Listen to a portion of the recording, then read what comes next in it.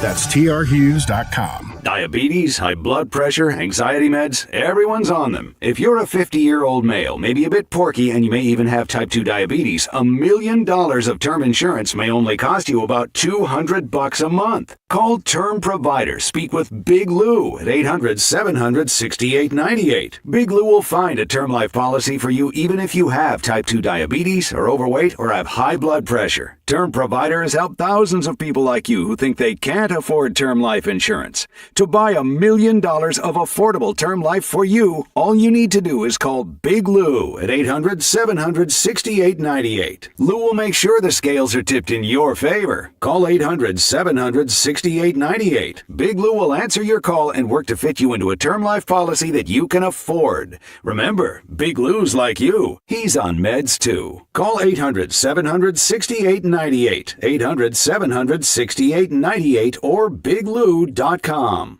Get a 97.1 t-shirt.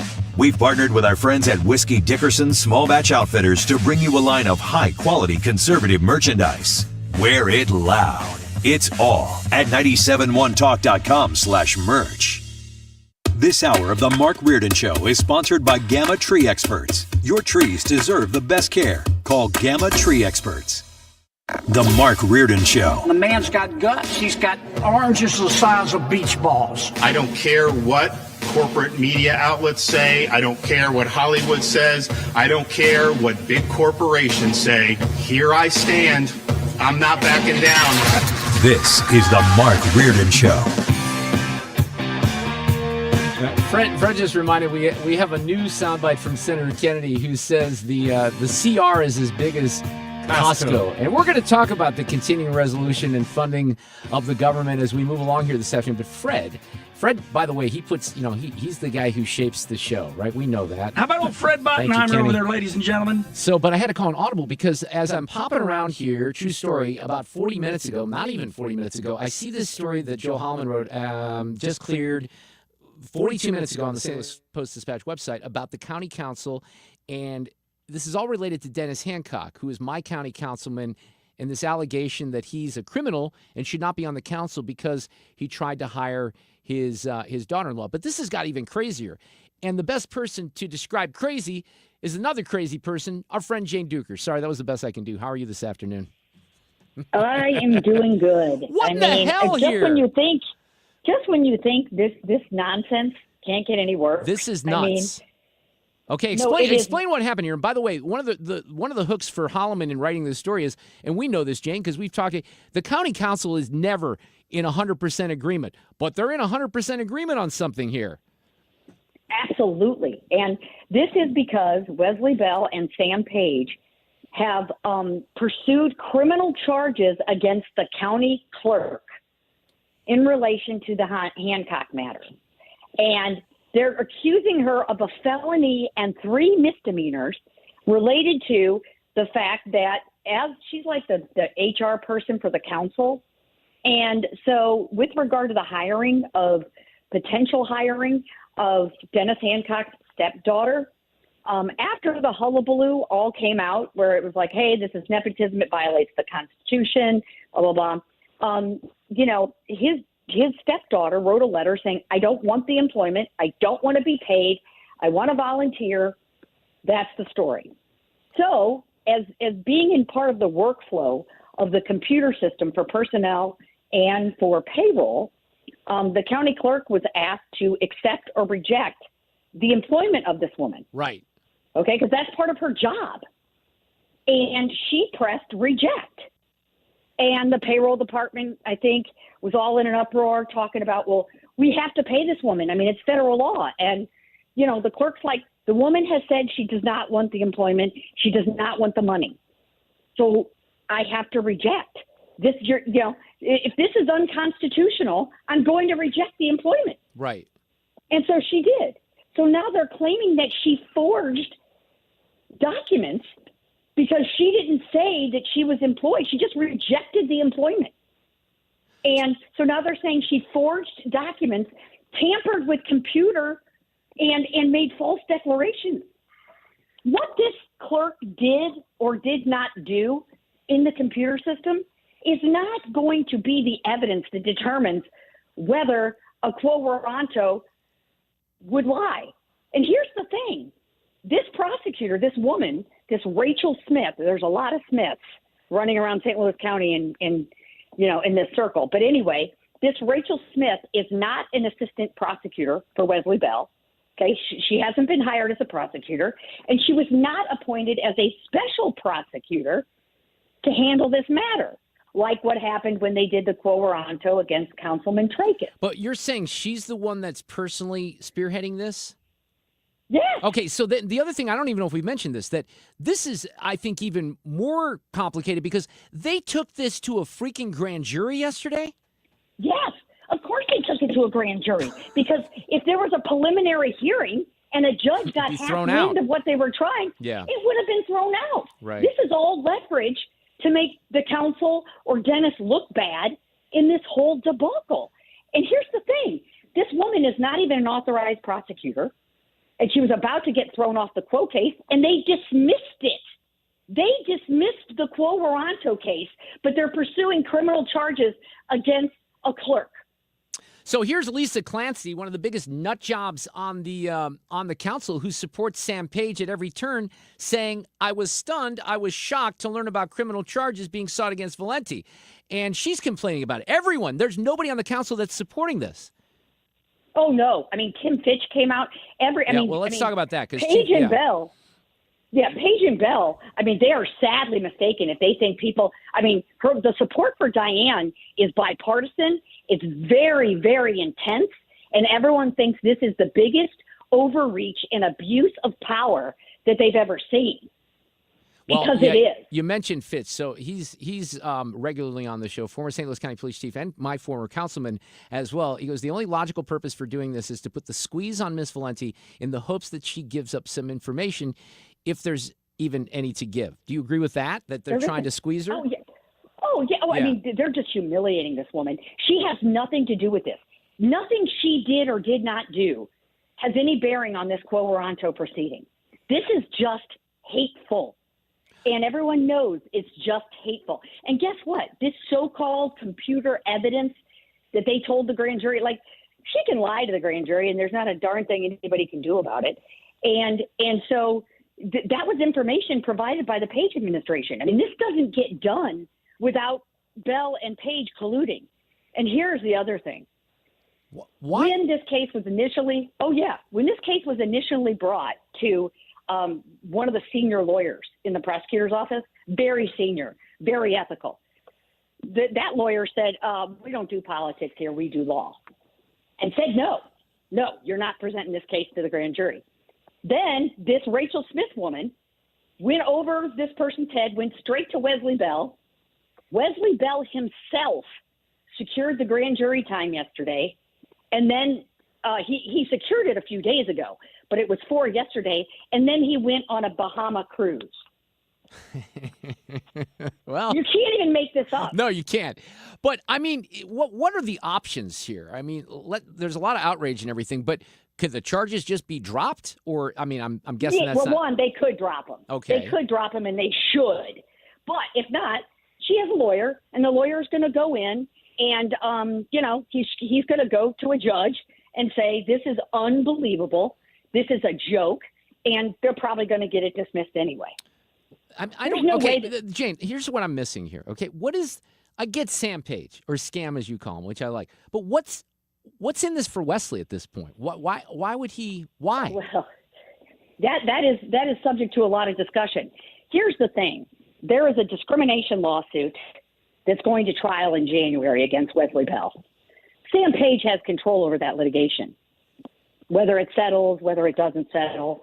I'm speculating because there has to be something really bad that Wesley is afraid of to do this for Sam Page. This does nothing for Wesley.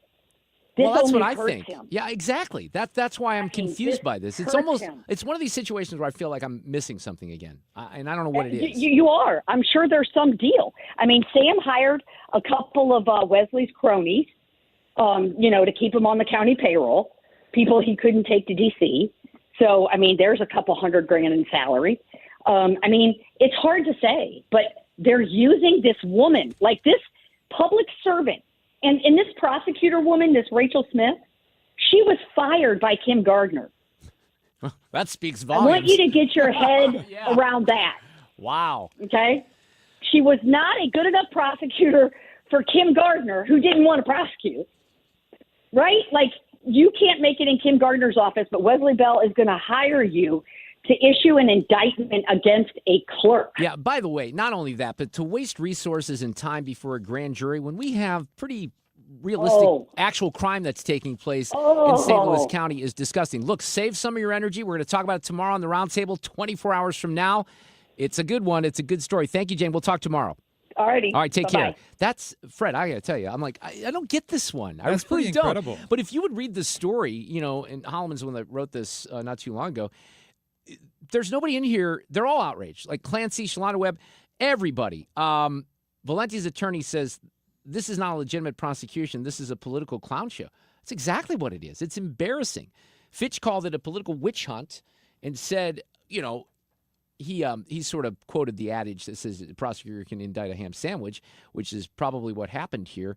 But good Lord. So Chris King, who works with Wesley's office, defends it, saying, for the charges to be politically motivated, both the prosecutors and the grand jury judge would have to be unethical. No, that's not the case. That's not how it works, Chris. The prosecutor can be politically motivated, and the judge has to take the case before the grand jury. And if you're talking about, I don't know how this was presented, but if technically it's against the law to annotate something or to give your approval, you know, the law is very specific. So do they have a little carve-out that they can say she broke the law? I guess they do because they got the grand jury to issue a felony case. But that is really, really something. And I didn't expect that one. So we'll talk about it on the roundtable tomorrow. Wow.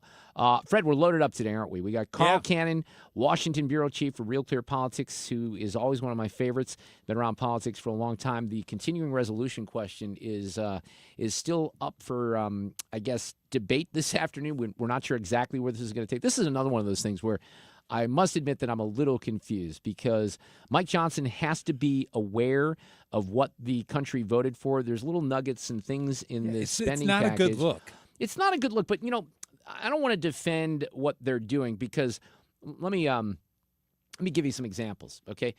$625 million for geostationary Earth orbit satellite acquisition because apparently satellites are now an emergency government service. $30 million for molasses testing at U.S. ports. That's one of my favorites. I don't really know what that does, but that should probably help the economy. $220 million in block grants for weather relief in states with farms under 1,000 acres. $5.6 billion for the Virginia-class submarine program. This is actually pretty big nuclear sub program. But, I mean, $5.6 billion. Should we take a look at that one? $908,000 for risk reduction in the Department of Treasury. What the hell does that mean? $42.5 million for new buildings under the Agricultural Research Service. And then, you know, it goes on and on. Now, having said that, let me just explain. There are things in this, and this is where it gets a little tough and more nuanced. So I heard from my friend Chris Smith today. Fred, and you know Chris. He was just featured on 48 Hours. He was shot in the head 3 years ago, the night before Thanksgiving. He's still, you know, trying to recover. He just underwent an experimental treatment up in Chicago. But he sends me a message saying, hey, how well do you know Ann Wagner? Well, I know her very well. He says because Chris is recovering from a brain injury, right? And he's trying to get his body back. Part of this is the reauthorization of the Traumatic Brain Injury Act. So keep in mind that there are things, you know, and they probably like to spend a lot of money, but there are things that are tucked away in this that, you know, might be good for some people.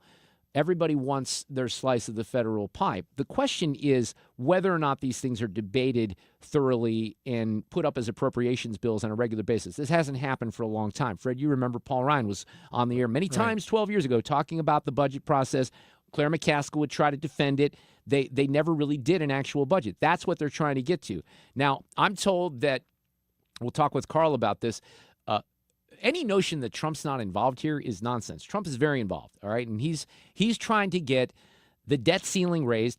I think he says he doesn't even care if it's, you know, any debt ceiling, and he wants a clean CR. So that's what the president is hoping for right now. And explain a clean CR. Well, it would just be the basic government spending is my understanding. But that's where I'm still a little confused because I don't know if that includes things like this traumatic brain injury fund. But the deal is that you have all these little pork projects that, used to be done, I think, with what would they call that, Fred? When Roy Blunt would do this, earmarks, right? And earmarks were Roy and other people might still defend earmarks because they brought money home to the states, and some people were pretty good at that.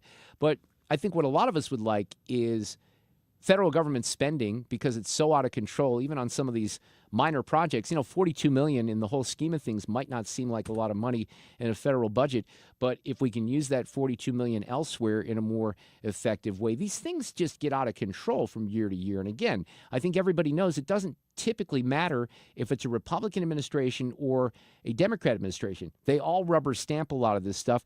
There's nobody that actually goes through, very few people, to read what's in the project.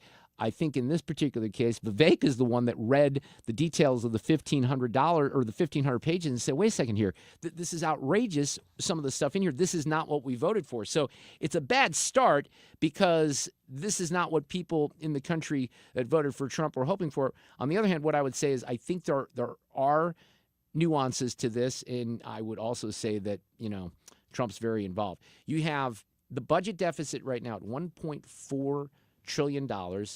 The current national debt is $31.5 trillion. The unfunded obligations, and now this is where it gets really big, and I've talked about this until I'm blue in the face, right? But they're not going to talk about the $75.3 trillion unfunded obligations. That's Social Security and Medicare. Social Security has $22.4 trillion. It's not funded right now. Medicare is $52.9. Well, no one's talking about that right now. Trump's even saying specifically, we're not going to do anything about Social Security. So I don't know how you really make an impact here without doing something more serious on the entitlements. But just from a optics perspective, right? Right. Let's get the pork out of the deficit, or not out of the deficit, but out of the budget, and try to do this the way the American people would be more approving of. All right, well, we're going to have Carl here in just a couple of minutes. The story, and I was going to start with this, Fred, and I didn't because we had Jane on, but there was actual real journalism in the Wall Street Journal this morning. It was really great, detailed reporting. No one's done it up until this point. That chronicles what happened in the last 3 years, up until the point, really, of the first presidential debate that third week of June, where, the staff, the administration say, oh, everything's fine. And then, the wheels came off, and Scott Jennings became a national treasure at that time, and all these other things happened. But the Wall Street Journal dug in. They talked to a lot of different people here, because some of us have said for a while, hey, wait a second, maybe someone should do some reporting on this big cover-up that occurred in Washington. So somebody actually did that at the Wall Street Journal. I'll get you some details here as we move along as well. We got Ethan's News in the next hour, Phil Holloway from Fox, Joe Warmington from Toronto this afternoon, our friend Duane Patterson, and a whole lot more, plus an audio cut of the day.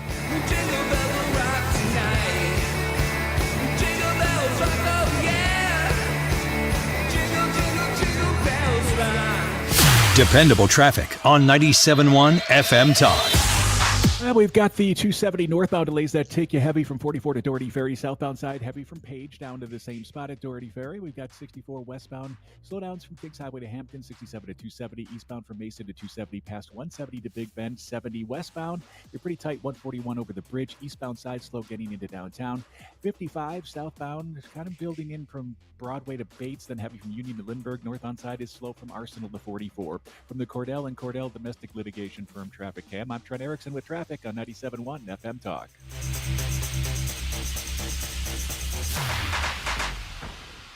All right, let me rave about my experience with Michael's Flooring Outlet. Mike Reynolds and the team, they killed it for my wife and I and our old family. My daughter's very happy with the flooring that's in her room right now. We tore out the carpet and went with a beautiful product that Mike recommended that is really on a budget. And that's the other thing I want to emphasize here, because I wasn't exactly sure.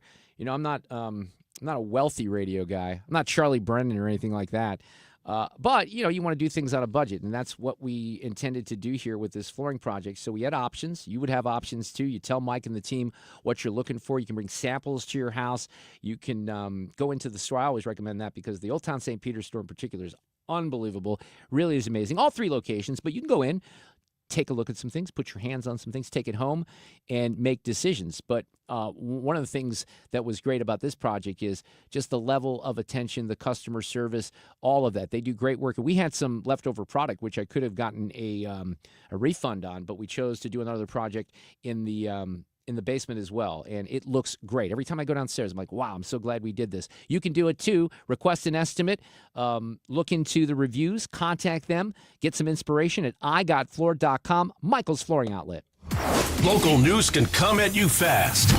Want the latest on what's happening in your backyard? Download the free Odyssey app. Follow your local news station, and you'll get alerts on the top stories making headlines in your city. You can stay in the know, no matter what you're up to, and be among the first to find out when news breaks. Plus, keep tabs on weather and traffic, so you're never caught off guard.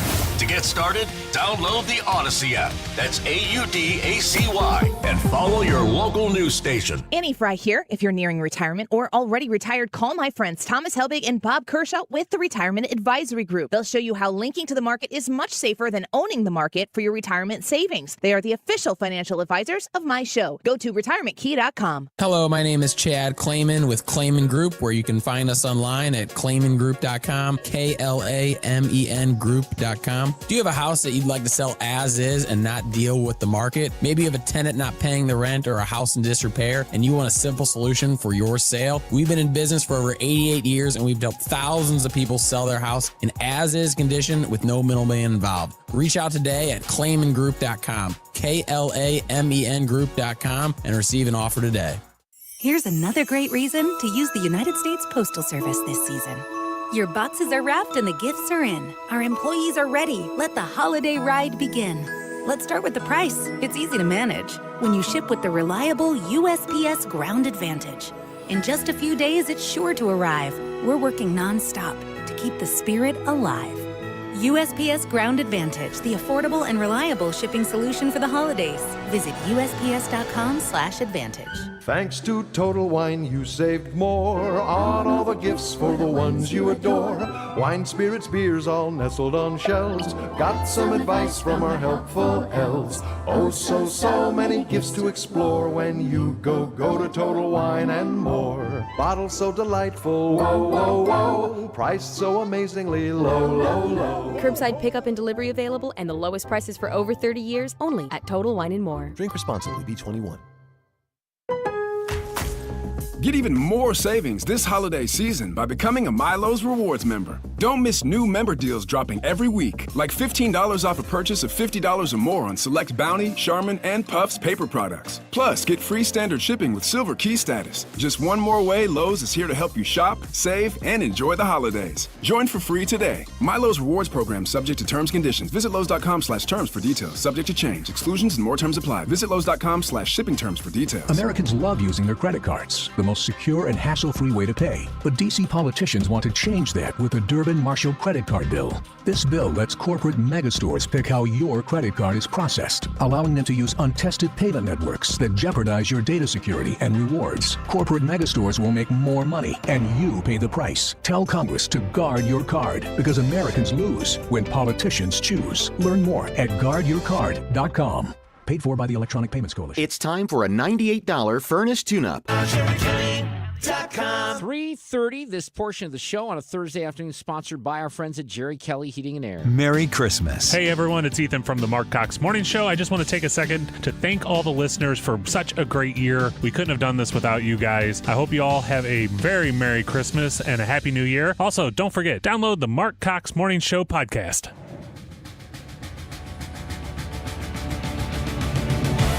Saying what you're thinking. Mark Reardon.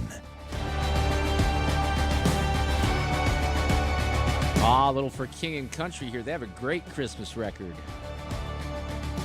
Little drummer boy right here. We're continuing with our Christmas bumps. I got some good ones this afternoon. They told me I also have some great political commentary to offer here this afternoon, including a visit with our friend Carl Cannon, who is the Washington Bureau Chief for Real Clear Politics and a SWAP veteran. Carl, how are you this afternoon? Welcome back. I'm great, Mark. I'm glad the election's over, though. I won't lie. I know, but, you can probably, maybe you and I have even talked about this, but people ask this question every once in a while. I've been in this business for a long time, as have you, but it was always like that period in December right now where things were so slow. You couldn't talk about anything. No one wanted to be a guest and everything. But ever since Obama, I would always put it about 2008, that period between Thanksgiving and Christmas is still pretty active in Washington, isn't it? Well, especially this year. We've got a president, constitutionally a president, but he's barely there. We've got the president-elect who's acting like he's already got the job, and trying to control Congress, and they want to get out of town, but they're trying to borrow a bunch of money and before they go. Things are hopping here. Yeah, so let's start with the CR and what's going on with it. There's a lot of people that are jumping on Mike Johnson right now, even folks that are calling for him to not be speaker. I was told last night that there's a good source that said the only way out is a clean CR, but that Trump is insisting that the debt ceiling be included and that they're still trying to figure out. So where is this thing and where do you think it's headed? Well, look, those are two separate issues, really, although we get them mixed up because we shut down the government, but, on a regular basis.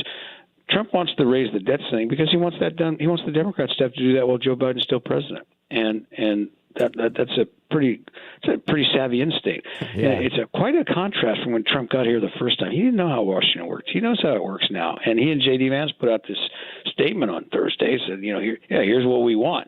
We want them to raise the debt ceiling, and then we want a continuing resolution that's not got all this lard in it, especially nothing that exonerates the January 6th committee, nothing that gives the State Department money that they were using to stifle and censor conservative voices in America. They were under Russian disinformation, but they kind of got out over their skis and went beyond their brief, let's just say.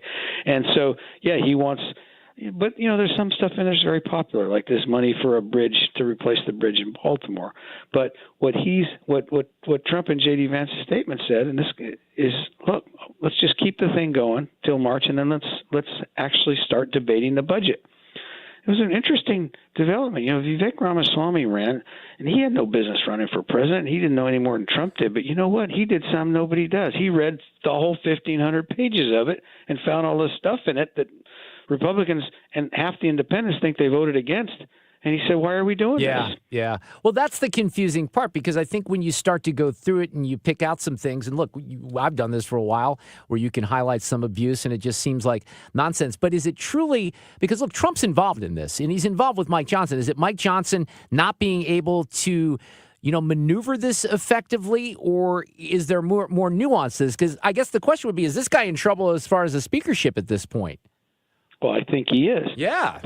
But I have to tell you, Democrats actually still control the Senate and will until the first week of January. So this wasn't Mike Johnson's wish list. This is the minimum of what he had to do to get the Democrats to support it. So it looks like there could be a shutdown. And also, Mike Johnson may be in trouble. He may be thinking, why do I even want this job? And here's the other thing. His majority is so thin. If you get, what's his name? The guy from Texas, Roy, Congressman Tex Roy. Chip Roy. I'm sorry. Yeah, Chip Roy, If Chip Roy decides to, go full Matt Gaetz, and one Republican gets, COVID from his grandson, and another misses his flight back to Washington, these guys could wake up one morning and Hakeem Jeffries could be the speaker. I mean, they should be very careful. But don't you think the most likely outcome at this point is the clean CR, and then they do raise the debt ceiling? Well, that's what they want. Yeah. I guess I'd have to what was that phrase that Bobby Kennedy used? A brainworm? I have to be a brainworm into Chuck Schumer's ear to tell you if it's going to happen. Yeah, well, they have until when? 12:01 Saturday. Does that mean tomorrow night at midnight, basically? That's midnight Friday, when the most of us will be thinking, okay, did I get all my shopping done for Christmas? No, these guys will be thinking, can I even go home? Yeah, I'll be thinking about hopefully Indiana beating Notre Dame in that game tomorrow night. That would be more where my thoughts would be, just because I'm a college football fan, That is what, you've asked Santa for a lot. Yeah, I know. I don't think they can beat them, but you know what? It'd be kind of fun. And my team, Mizzou's not in it. I agree with you. Yeah, we didn't make the college football playoff at the University of Missouri. We were close, but we play in it's the Music City Bowl down in Nashville. But look, I think this is going to be interesting this year. We kind of digress off of politics. Did you see, I'm sure you have, Carl, because you were a experienced veteran reporter in Washington. How about this? Some actual journalism. Now, I would have expected it in the Wall Street Journal, but some pretty damn good reporting today on all the things that kind of went wrong over the summer with Biden and how they hid a lot of this stuff and covered it up. Mark, that story is more ominous than that. this shows that they built these steep walls around Biden, and it went back to his first year in office. I mean, this is a scandal. These people, they protected him. They did, and they gaslit the whole country for years. If you raise, and the Wall Street Journal had another story like this early in the summer. Last summer, you may remember it. And they were attacked by people like Kamala Harris. Oh, sure. to name one. And the White House press secretary said it was, gossip and wrong and everything. And now you got Democrats starting to say, "Oh yeah, I knew that." And so we had this president for 3 years who was diminished and getting worse, and only now can you write about it, or only now are you allowed to say it? Well, look, I give the Journal credit; they've been on this story, but other people have not, and it's an indictment of the media. Although it's hard, I covered that beat for 15 years. The president and his family are protected at all hours by men with Uzis. You can't get in their bedroom, you can't get in the breakfast nook and listen to what they're saying. But this story in the Wall Street Journal, if this reporting is true, and I have no reason to believe it isn't, it's pretty damning of Jill Biden, I think, because she had to see this early on. I think it is, and so I'm going to get into that a little bit more as the show moves along with some more, details as well. What did you, since we're on the media topic here, what's your take on the defamation stuff and what happened with George Stephanopoulos?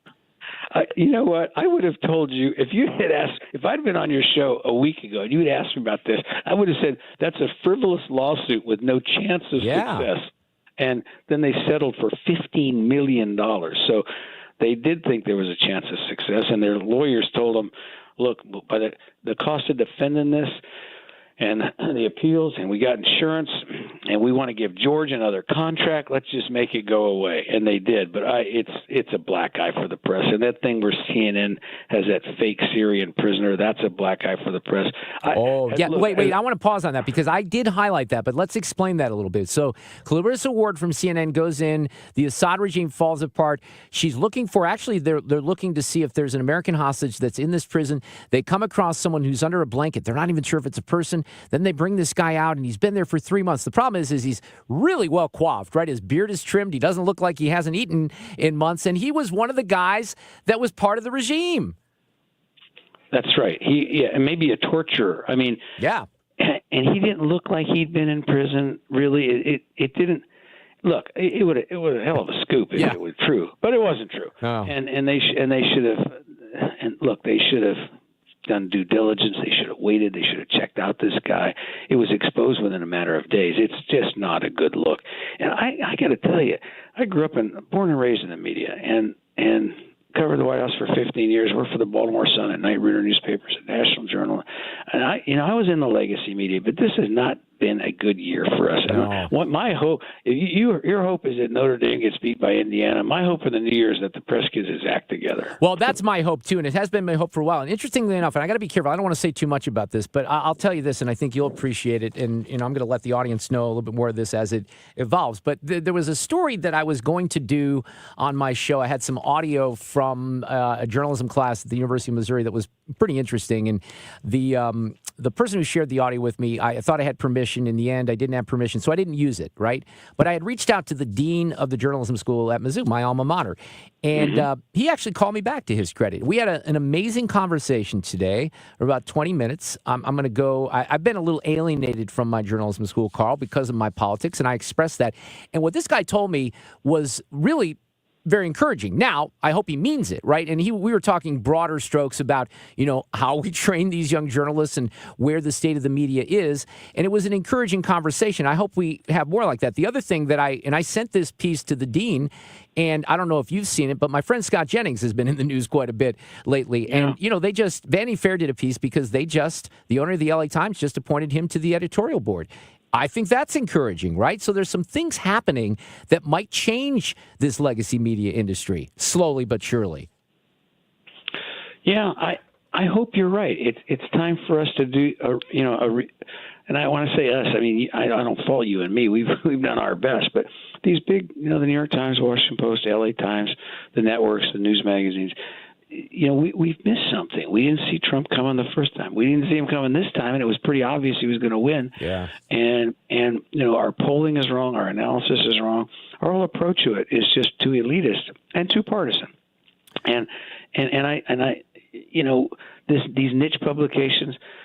But George Stephanopoulos getting a contract for $20 million after that gaffe, that's not encouraging. Rachel Maddow getting $25 million for, I think she's on once a week now.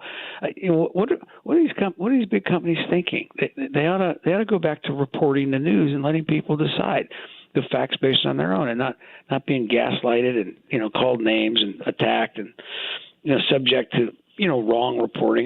There's a lot of work to do, Mark. There is. And, one of the things that I've highlighted here in St. Louis, and this would be a positive. I highlight the negative, so I have to highlight the positive.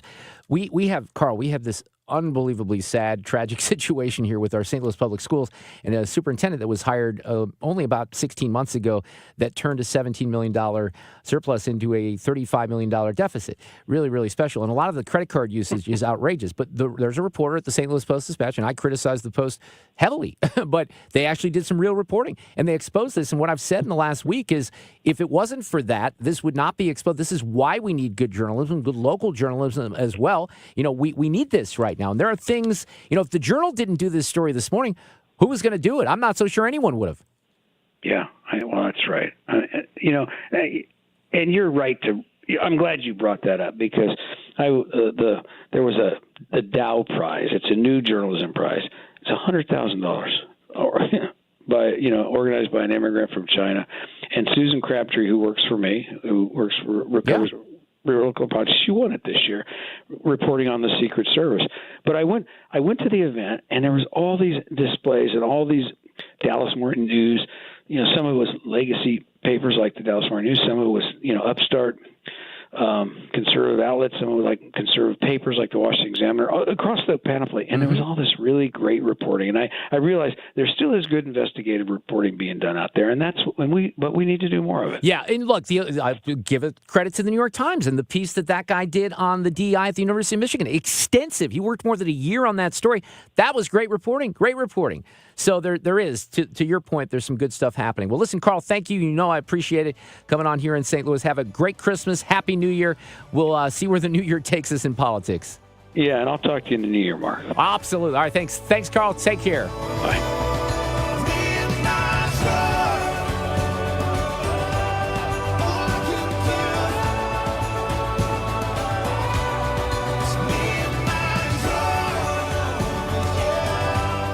Dependable traffic on 97.1 FM Talk. 270, we've got jammed up northbound from 44 to Doherty Ferry, southbound side from about Page down to that same point. 70 westbound, slow going 367 to Lucas Hunt. Then you get a 270 to 5th. You get eastbound delays that go into downtown. 64 westbound, slow Kings Highway to Big Bend, 67 to 270. Eastbound side, slow spots from 340 to 270, 170 to Big Bend. 55 slowdowns on the southbound side from Broadway to Bates. Then your heavy Union to Lindbergh. Your northbound side starting to fill in a bit from Arsenal to 44. From the Cordell and Cordell domestic litigation firm Traffic Cam, I'm Trent Erickson with traffic on 97.1 FM Talk.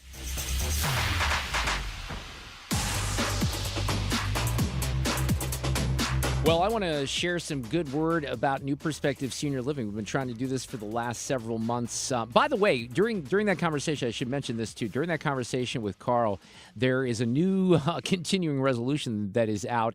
It's only 116 pages. It's not 1,500 pages. So lo and behold, there have been some changes. So I'll get to that here after the break.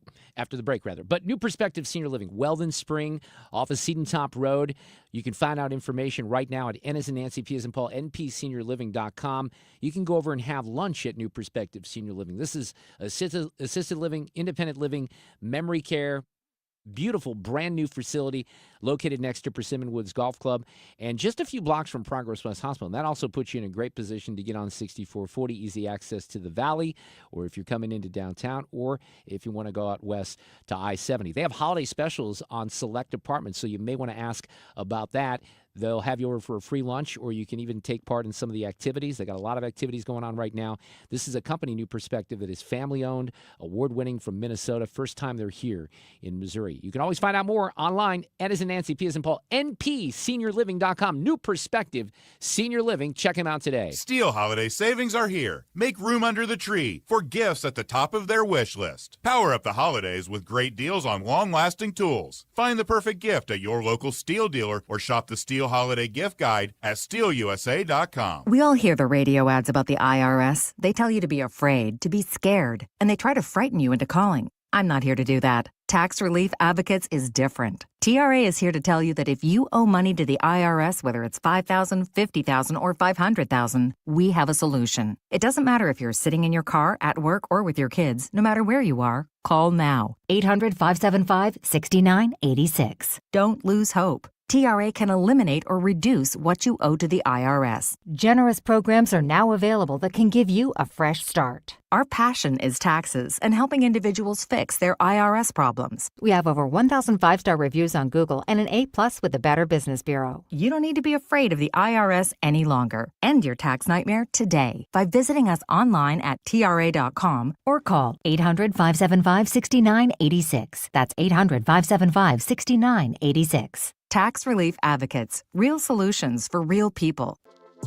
Imagine a community where every child, every family, every neighbor rises to their full potential, where dignity is built on strength and not circumstances. I'm De'Ara Warford, founder and CEO of the Bailey Foundation. And this January, we're hosting the Big 2-5, a Guinness World Record attempt to collect over 1 million food items across the region, supporting and empowering over 30,000 children and families throughout 2025. Join us in making history. Text Big 2-5 to 314-936-6406. That's BIG25 to 314-936-6406 or visit us online at thebaileyfoundation.org. Again, this January, we're hosting the Big 2-5, a Guinness World Record attempt to collect over 1 million food items across the region, supporting and empowering over 30,000 children and families throughout 2025. Join us in making history. Text Big 2-5 to 314-936-6406 or visit us online at thebaileyfoundation.org. The Mark Cox Morning Show. Friday, how do you undo the budget and cut Bidenomics at the same time? We'll talk to Kurt Couchman from Americans for Prosperity at 8:20. The Mark Cox Morning Show. Weekdays from 5 to 9. Right here on 97.1 FM Talk.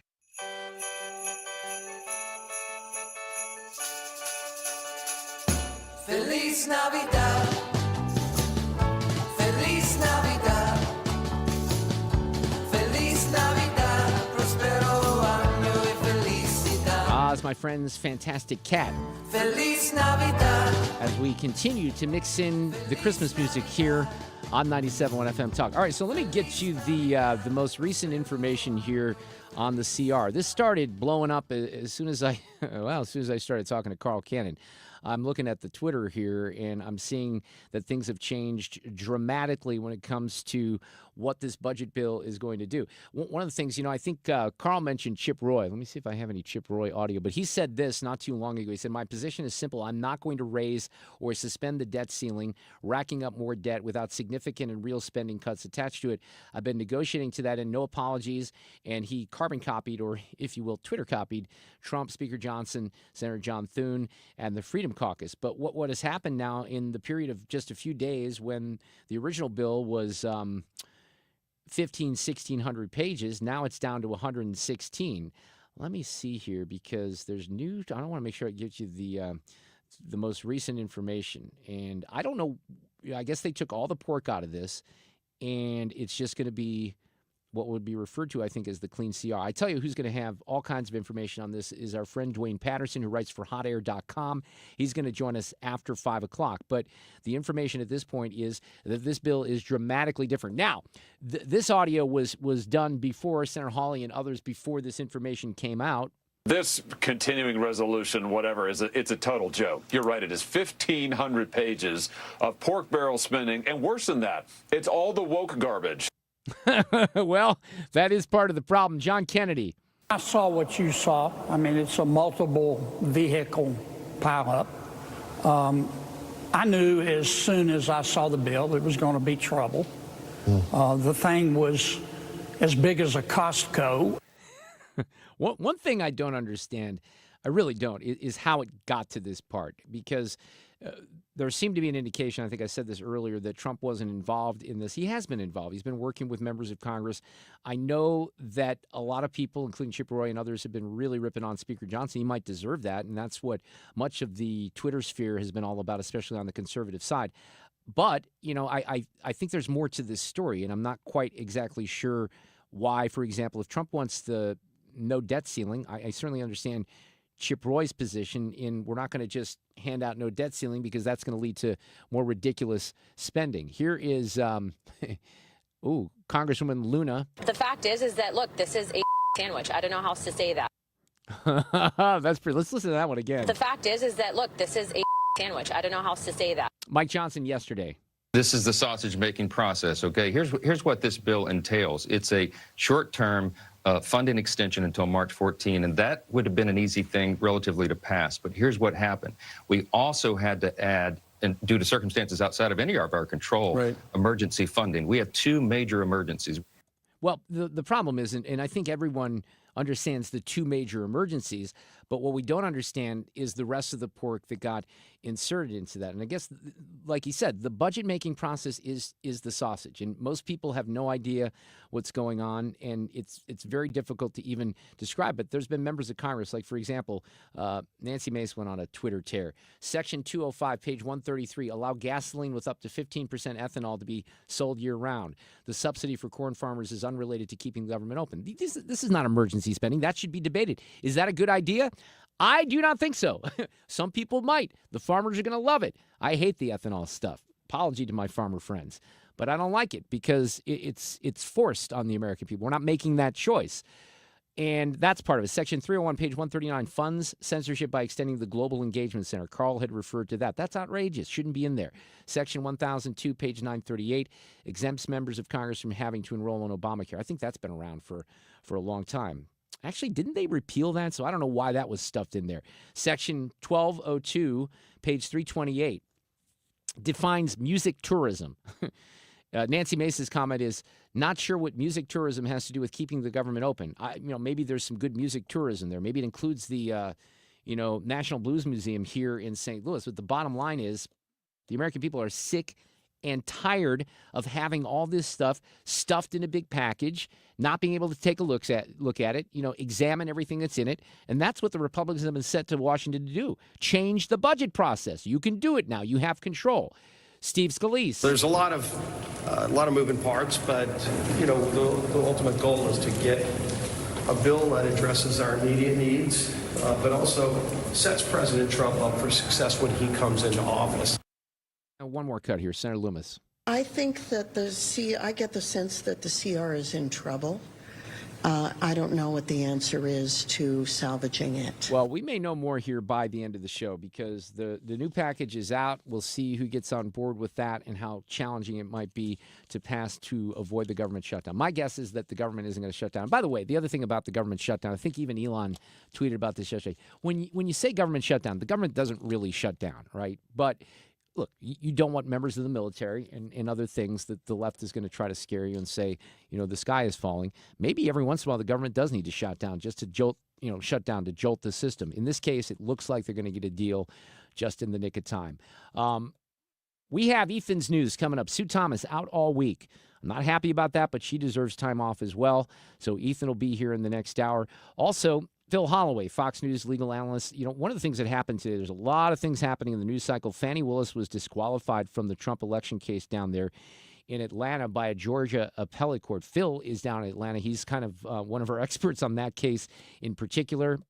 I know he has some thoughts about the feds invoking more charges in Luigi Mangione's situation. We'll get to that. Joe Warmington from Toronto.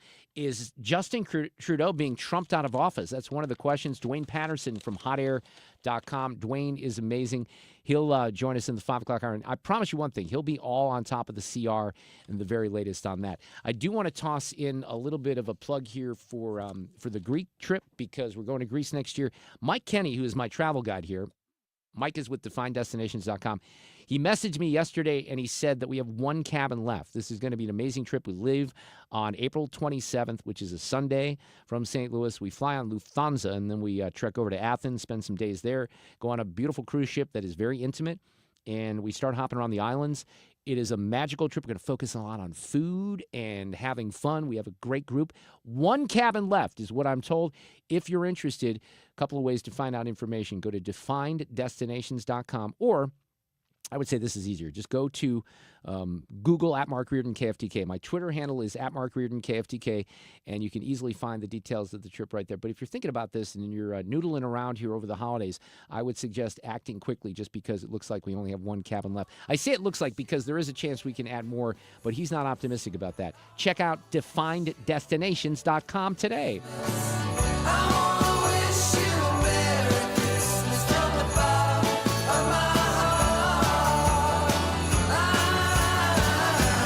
Catch anything you missed today by getting the show podcast at 971talk.com.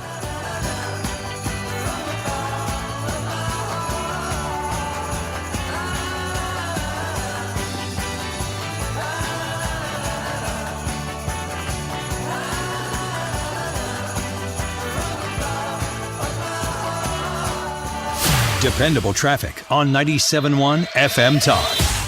Hey, well, it's certainly getting heavy out there. Like on 270 northbound, you're jammed from 44 to Doherty Ferry. Southbound side, you hit the brakes around Page down to that same point at Doherty Ferry. Westbound 70, slow 367 to Lucas on 67 to pass 141. Eastbound side tightens up around, just getting into downtown. 170 southbound, heavy Olive to 64. Northbound side from 64 to Olive, the same spot.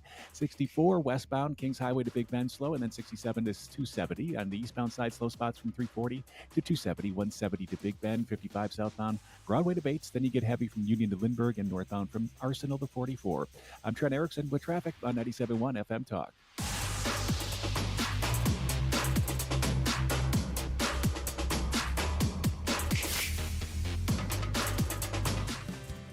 Sponsored by Jewels on Hampton in St. Louis Hills. Jewels on Hampton pays some of the highest prices for your diamonds, semi-precious colored gems, gold, coins, precious metals, collectibles, sports memorabilia, and more. Shop Jewels on Hampton for the perfect gift. Jewels on Hampton, 4506 Hampton Avenue in St. Louis Hills. One of the things that we've done even recently here, Sue and I talked about this last week. I think I highlighted some of the scams that are out there that people fall for on a regular basis. It's unfortunate it's happening. Now, if you're a business owner, this makes it even more important because you don't want to risk your business to one click and having someone do something that works for you either intentionally or unintentionally that's going to cost you a lot of money and maybe your business. This is where ThrottleNet steps in. They can help you. We don't have an individual ThrottleNet for everyone to have to prevent them from making mistakes. We all have to be careful. But if you're a business owner, this is what they do here in St. Louis. Award-winning business IT support, managed IT services, and cybersecurity. No client of ThrottleNet has ever paid a ransom. They're the experts here in St. Louis. They're all-inclusive, and they do it the right way. And one of the things that they are proud of is that under 2-minute response time, how they lead the industry, the rave reviews that they get. You can find some of those if you go online to throttlenet.com. And if you decide to hire them, you don't have to be worried about getting locked into a contract because they won't do that to you. They're so confident in the job that they do here in St. Louis, and you should be too. And if you read some reviews up online, you might be convinced of that. Go to throttlenet.com today, throttlenet.com. If you throw a /971 on the back of that, you get a tour of the dark web. Make holiday magic this year with something beautiful and timeless from Diamonds Direct. A stunning diamond pendant, a pair of classic diamond stud earrings, something new and eye-catching from a world-class designer. Or maybe you're looking for that perfect gemstone piece or a fabulous timepiece. At Diamonds Direct, we have hundreds of styles that are ready to be wrapped and put under the tree. No need to wait for shipping. Come and let our experts help you pick out that headliner gift. Or for some fabulous ideas before you head to the store, see the online seasonal gift guide now at DiamondsDirect.com. You can even chat now with a virtual assistant for the ultimate convenience. Whether you connect online or in person, you're guaranteed to get the extraordinary value, ironclad warranties, and white glove service Diamonds Direct is known for. And to help make your purchase even more affordable, we've got special financing so you can spread out your payments. Get directions, details, special showroom hours, and our holiday gift guide now at DiamondsDirect.com. Diamonds Direct. Your love, our passion. KFTK FM Florissant. From the Under Law Injury Lawyers, GetJim.com studio. That's GetJim.com. 97.1 FM Talk. Always live on the free Odyssey app. A new plan to keep the government open. Lisa Brady, Fox News. The day after a short-term spending bill collapsed under pressure from the president-elect and his incoming government efficiency chief, Elon Musk. This is not necessarily a deal. What this is a proposal from House Republicans. This is Plan B. Fox's Chad Pergram at the Capitol. It would be a clean 3-month interim spending bill. So in other words, they re-up all current funding at the present levels. 3 months, okay, get you into next year, clear the decks for President-elect Trump. Clean farm aid, as we're told, $110 billion in disaster relief to deal with the hurricanes. That's something that's been in there for a long time. No offsets to that. That's something that some, conservatives and fiscal hawks were talking about. And also, and this is the new thing that was introduced by President-elect Trump yesterday, was a 2-year suspension of the debt ceiling to January of 2027. Current funding runs out tomorrow night, and the president-elect had signaled he was willing to have a government shutdown to get a new deal. He is calling the new proposal a very good deal for the American people, but it's not clear yet if Democrats will support it after slamming Republicans for reneging on the original deal. House Minority Leader Hakeem Jeffries calls the new proposal laughable and not serious. The man accused of killing the United Healthcare CEO, shooting him in the back on a New York City street, is now back in New York and facing federal as well as state charges. Luigi Mangione appearing in federal court this afternoon after an earlier court appearance in Pennsylvania waiving extradition. Court documents revealing new evidence about planning the shooting. Back in August, investigators say he was writing about how he was going to whack a healthcare CEO. So this has been going on for months, according to police, saying, quote, the details are finally coming together. The target is insurance. It checks every box. Fox's Alexis McAdams. The new federal charges include stalking and murder by firearm, which can carry the death penalty. America is listening to Fox News. Did you know you can get your prescriptions for less at your local pharmacy? You can with GoodRx. It's the free app that can save you money on your medications. Just search for your prescription, choose the pharmacy and the price that works best for you, and then show your GoodRx coupon to your pharmacist at the drop-off counter. GoodRx works at over 70,000 pharmacies, including Walmart, Rite Aid, and Walgreens, and it works whether you have insurance or not. It's easy to save. Next time you drop off your prescription, check GoodRx. To start saving today, go to GoodRx.com. GoodRx is not insurance. Ever have one of those days where your gut just feels blah? Ugh, yes. Occasional bloating or gas could be signs that your gut is out of balance, but Align Probiotic can help. Align 24/7 Digestive Support is a daily use probiotic with a unique strain to help relieve occasional digestive issues. It's the #1 doctor-recommended brand. So when you feel the signs, it's time to try Align. Align Probiotic. These statements have not been evaluated by the Food and Drug Administration. This product is not intended to diagnose, treat, cure, or prevent any disease. Air Comfort Service, heating, cooling, and insulation. Weather. Tons of sunshine on this Thursday afternoon. It's a little breezy and it's chilly. 47 for the high. Tonight, clear, cold, and windy. 28. Friday, the coldest day of this stretch. Partly sunny and cold. It's windy almost all day long on Friday. 34. Friday night, some clouds around at 25. Saturday, sunny and 37. Sunday, sunny and 41. This is 97.1 FM Talk. Chief Meteorologist Dave Murray. I'm Chad Robison with Your Money Now. Promising news on the unemployment front. The number of Americans filing new applications for jobless benefits fell more than expected last week. The Labor Department is reporting initial claims for state unemployment benefits dropped by 22,000. Meanwhile, sales of previously owned homes rose 4.8% in November, according to the National Association of Realtors. That put them at a seasonally adjusted rate of 4.15 million units. Sales were also 6.1% higher year over year. On Wall Street, stocks finished the session mixed, with the Dow snapping a 10-day losing streak up 15 points, while the S&P 500 and NASDAQ were down slightly. Dollar Tree announcing today interim CEO Michael Reardon will take on the role permanently. Reardon joined the discount chain in 2022 from Advanced Auto Parts. U.S. crude oil futures for January under $170 a barrel. That's Your Money Now. If you're living with dry age-related macular degeneration or dry AMD, you may be at risk for developing geographic atrophy or GA. GA can be unpredictable and progress rapidly, leading to irreversible vision loss. Now there's something you can do to slow it down and get it going slower. Izervay is proven to slow GA progression. Izervay gets GA going slower. Izervay or avacincaptad pagel is a prescription eye injection used to treat GA. Don't take it if you have an infection or active swelling in or around your eye. Izervay can cause eye infection, retinal detachment, or increased risk of wet AMD. Izervay may temporarily increase eye pressure. Your vision may be impaired after an eye injection or exam. Don't delay. Ask your doctor about Izervay today. Izervay gets GA going slower. Visit izervay.com. That's IZER. This hour of the Mark Reardon Show is sponsored by Gamma Tree Experts. Your trees deserve the best care. Call Gamma Tree Experts. If you need someone you can trust for your eye care, go see the doctors at Ophthalmology Associates. Kim St. Ange here. Doctors Birdie, Malhotra, Brusati, Royer, and Barry are experts in the diagnosis and treatment of diseases of the eye. 314-966-5000 or youridoc.com. Supporting your nutrition should be easy. That's why we created the Neovitin Women's Multivitamin monthly subscription. Get your daily Neovitin Women's Multivitamin delivered directly to your door every month. You can pause or cancel your subscription at any time with no long-term obligations. With B vitamins to support energy, vitamin D for bone support, and our physician-formulated proprietary blend, Neovitin Women's Multivitamin is here to support your nutrition every day. Start supporting your nutrition and sign up for a monthly Neovitin Women's Multivitamin subscription today at neovitin.com. Lifestyles Unlimited, the education and mentoring group with a roadmap and support to help you real estate retire. Having the consulting team, having other avenues within your whole system is what's made y'all successful. Everyone is there to guide you to be successful. So it's just up to you to get off the butt and do it. Do it. Take action today. Get educated now at Lifestyles Unlimited. Text the word radio to 88007. That's radio to 88007. Join for $297, a 60% savings. Lifestyles Unlimited. Text radio to 88007. When you're approaching retirement, there are a lot of questions to answer.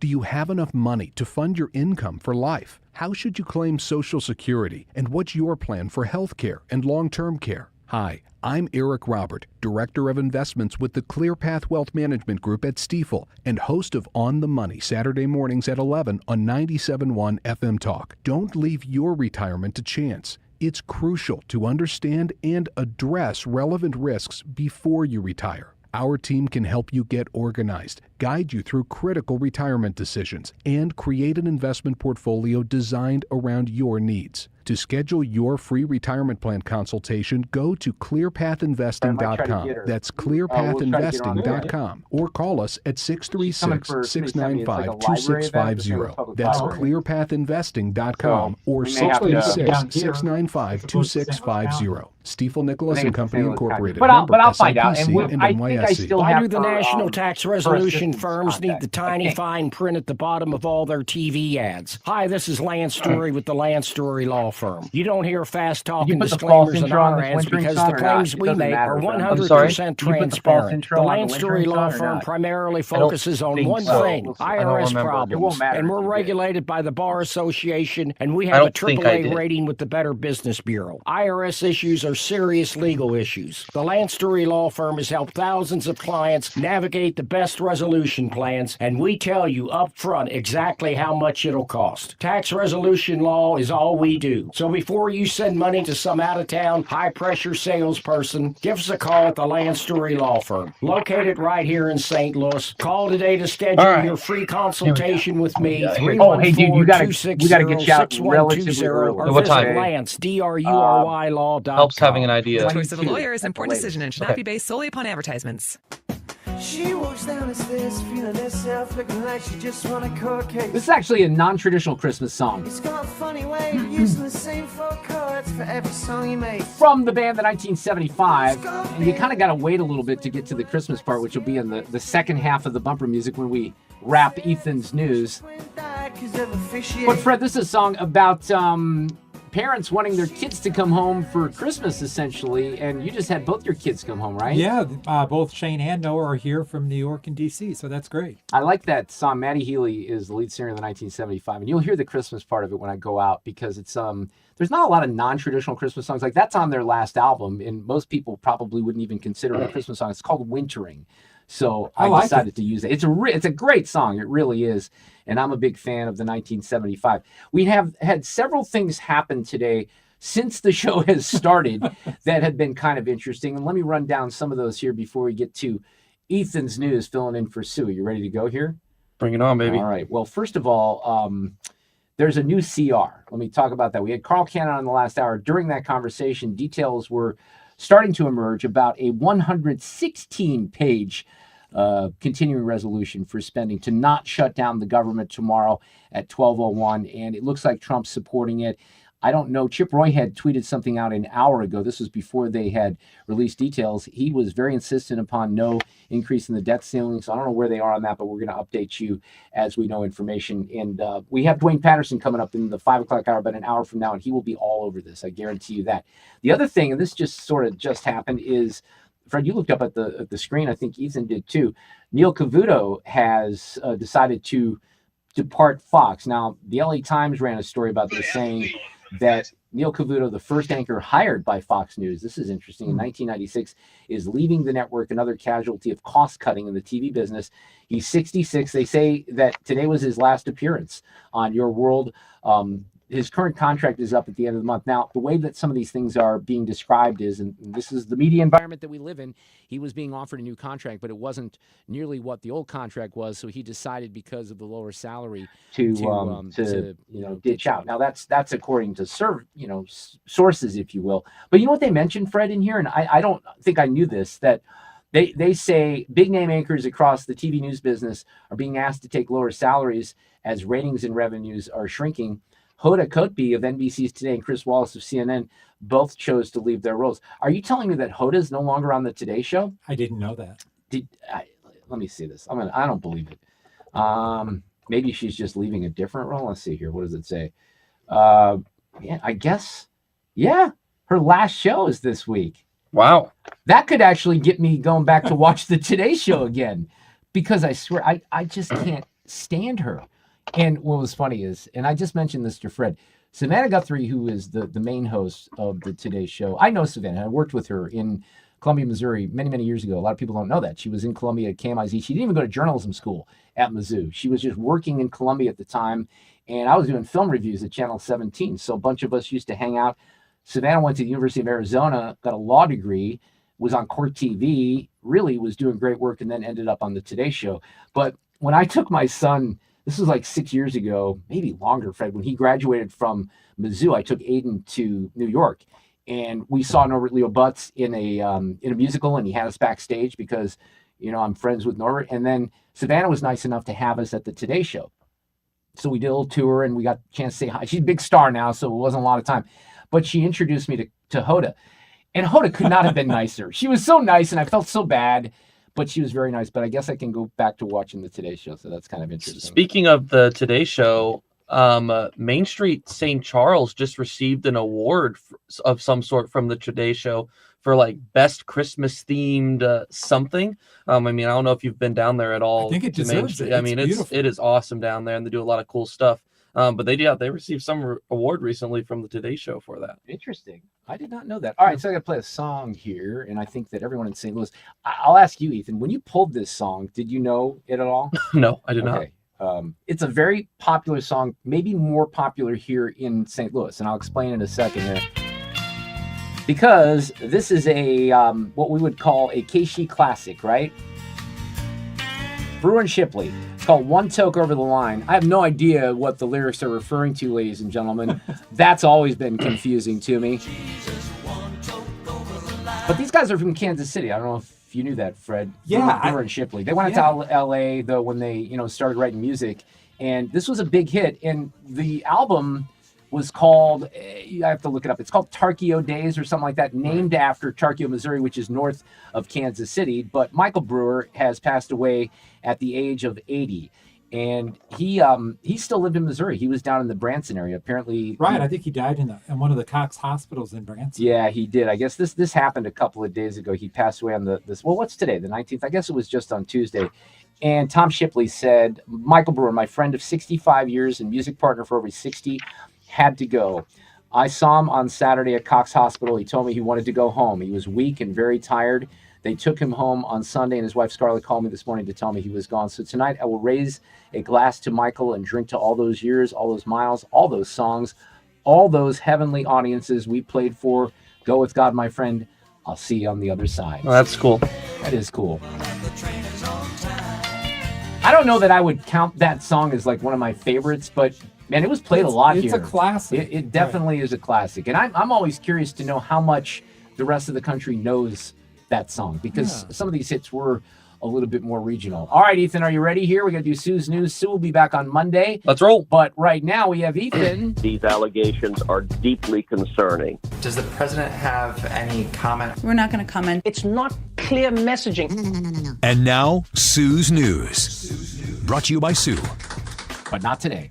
So today, to start off Ethan's news, I have something interesting for you guys. 48% of Americans don't plan to drink or smoke anything during the holidays. That's up from 42% when the same question was asked 2 years ago. So, hey, we're moving in a good direction there. That actually is very fascinating to me. You know, I have not had any drinking of alcohol since 1990, but what's been fascinating to me, and for many years, I didn't even have any NAs or anything like that. Then I, would try duels and stuff like that.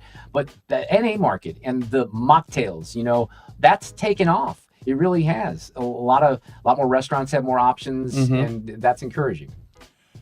I always wonder, are they the same price as an alcoholic drink? Yes. Yeah, they shouldn't be. Well, I don't know. I don't know that they are, Fred, but they certainly seem that way. Yeah, I mean, if you're do. getting one at a nice They restaurant do. or something, yes, they will charge you the same amount. But some of them are pretty good, so that's why I get away from. Especially do you the drink alcohol, mocktails. Fred? Do you I'll have occasionally have a beer. Man, I don't know. This is just probably just not me. on my own if I'm out with someone. So I think I've said this over the years, and maybe Sue would not approve of this, but this is why I can get away with things when Sue's not here. I would actually pay money to see Fred a little looped, wouldn't you? I don't know. There's something about that could be entertaining. Tempting. Yeah, I know. Think about it, Fred. No. It's worth a shot.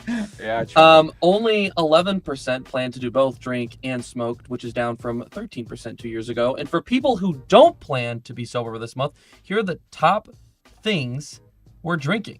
People were asked, what will you drink the most this holiday? 22% said beer, 21% said wine, 19% said eggnog. Are you guys eggnog drinkers? Well, I love eggnog. I haven't had it yet this year, but I love it. It's bad for you, I think. Isn't it? I don't mind it, actually, but I know that I don't even know if I've ever had it mixed with booze because that was so long ago, but I don't think I've had eggnog, period, in 20 years, but it's okay. I absolutely love eggnog. What do people put in eggnog? What do? You put rum in there or Do you what? just drink it raw? So like I like to drink it straight up sometimes because the problem I have with eggnog is I love it so much that like it'll catch up to me very. It's like, oh man, I don't feel good because I have no discipline with it because it's so good.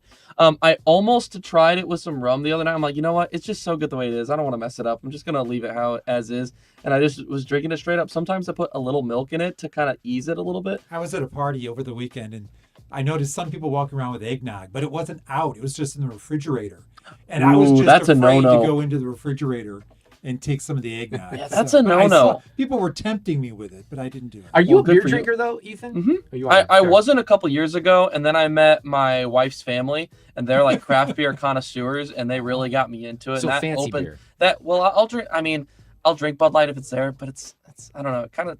Yeah, I have to imagine that's probably what pee tastes like. I'm not a fan of domesticated beer, so but I do like the craft stuff. I always liked, like back in the day, when I did drink beer, and I liked beer. I liked it too much probably, but like Keystone Light, that was my poverty beer. Back in the day, you could probably get a 24-pack for $2.75 of that stuff.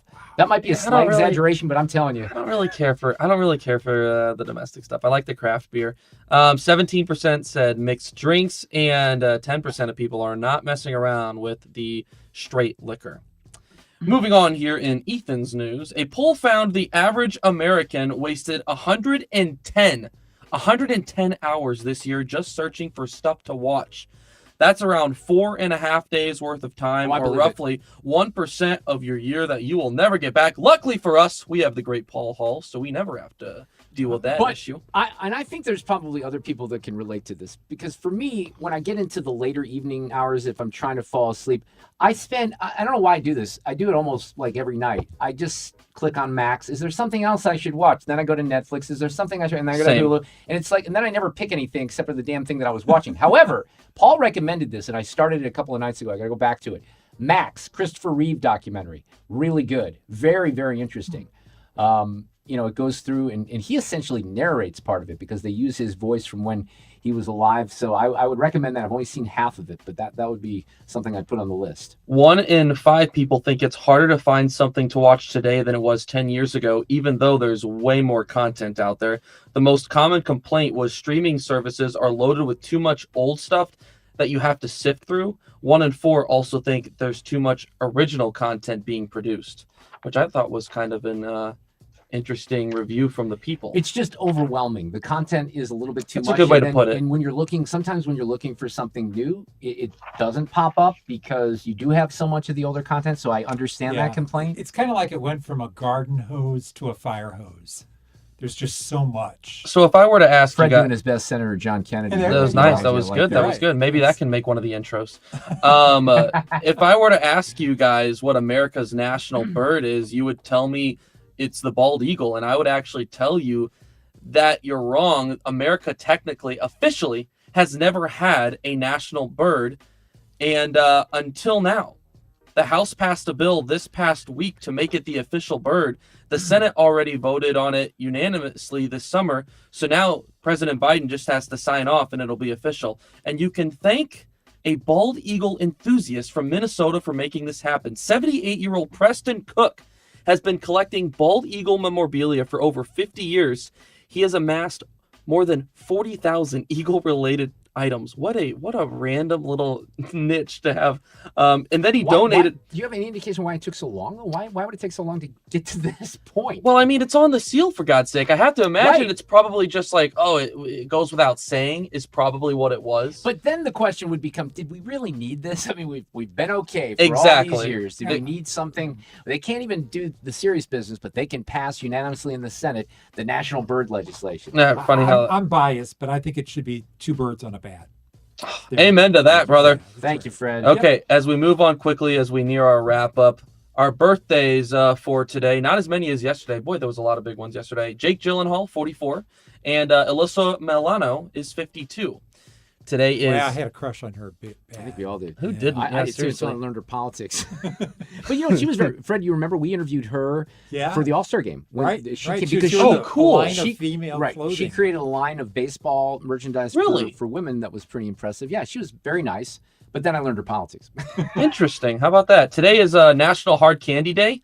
A quick on this day in history. 107 years ago in 1917, the first 2 hockey games were played in the NHL. And just to give you a sign of how the times have changed, the Montreal Wanderers beat the Toronto Arenas 10-9 in one of the games.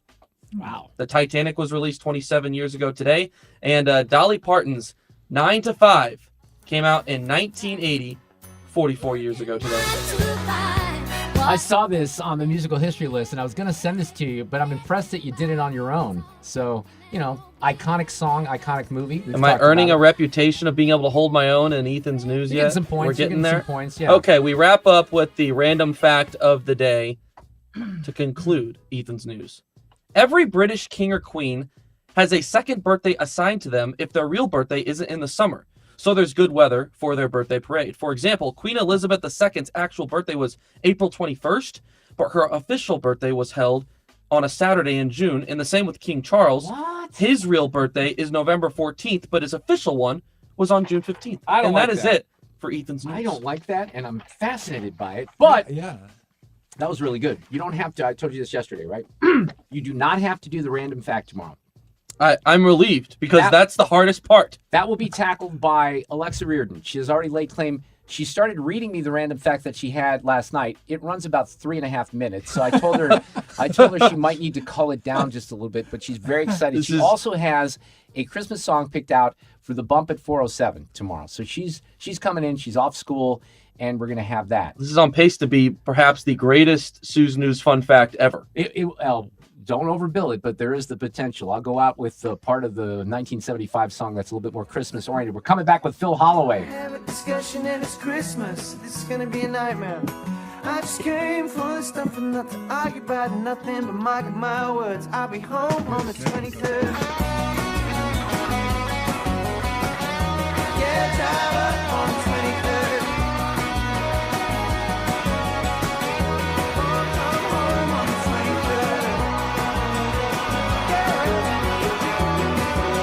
If you missed anything, podcast The Mark Reardon Show at 971talk.com.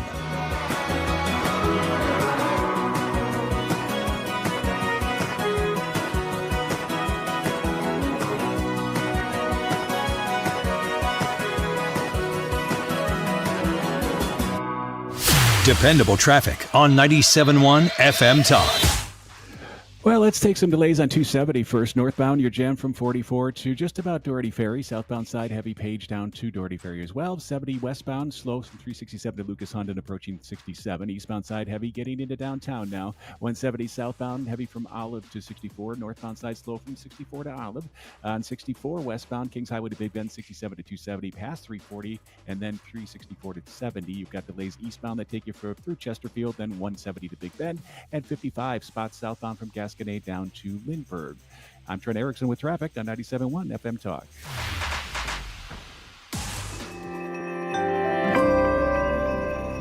Are you worried about the state of the economy? Concerned about market crashes and rising inflation wiping out your savings? At Noble Gold Investments, we understand your fears and have a solution. Call us today at 1-888-403-1050. Imagine safeguarding you and your family with a tangible asset that has stood the test of time. Gold. With Noble Gold Investments, you can diversify your portfolio and protect your wealth from economic turmoil. Our team will guide you through the process, ensuring you make informed decisions that best suit your needs. Call Noble Gold Investments today at 1-888-403-1050. That's 1-888-403-1050. The future is uncertain. Take control now. Call 1-888-403-1050. Past performance may not be indicative of future results. Investing in precious metals, including gold, involves risks. Consult with your tax attorney or financial professional before making an investment decision.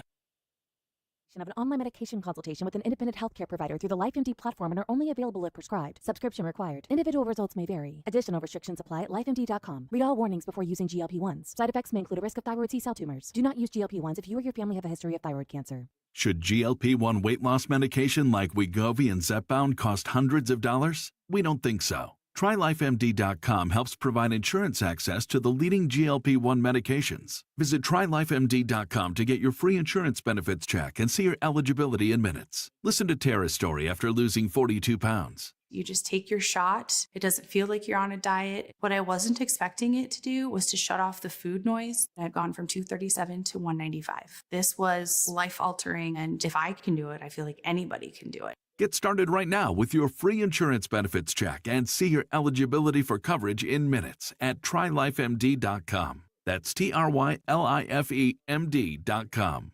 Hey, it's Brady Cook, quarterback at Mizzou. I'm all for Macadoodle's Darden Prairie. We've got a world-class selection of fine wine, beer, and spirits. We've got a drive-thru, and we've got the friendliest customer service in town. Make sure you stop into Macadoodle's before every big game to stock up on bourbon, beer, and seltzer. While you're there, pick up a bottle or two from Macadoodle's world-class wine cellar. Macadoodle's is Missouri. Macadoodle's is fun. Come visit us on Bryan Road, just north of the Page Extension, St. Charles County. It's time to start thinking about your holiday parties right now. Mark Cox here for my friend Grill Master Tony. His schedule's starting to fill up. Make your parties easier and tastier with Grill Master Tony. You can choose from his brisket, pulled pork, or chicken. Choose from sides like roasted potatoes, bourbon barbecue baked beans, French bread from Pete's Italian Baking on the Hill. But get your orders in early. Get your orders in now. Just go online to grillmastertony.com. It's time for a $98 furnace tune-up. This portion of the show, it's 429, sponsored by Jerry Kelly Heating and Air. 97.1 and thousands of music options, plus millions of podcasts are all on the free Odyssey app. Download the app or tell your smart speaker to play 97.1 and it comes up automatically. 97.1 FM Talk.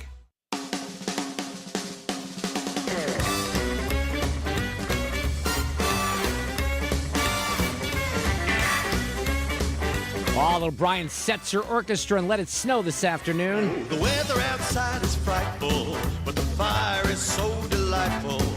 And since we've no place to go, let it snow, let it snow, let it snow. We're going to go down to Atlanta, Georgia here. I don't think it's going to snow down there, but let's refresh our memory from last year with our friend Fonnie Willis.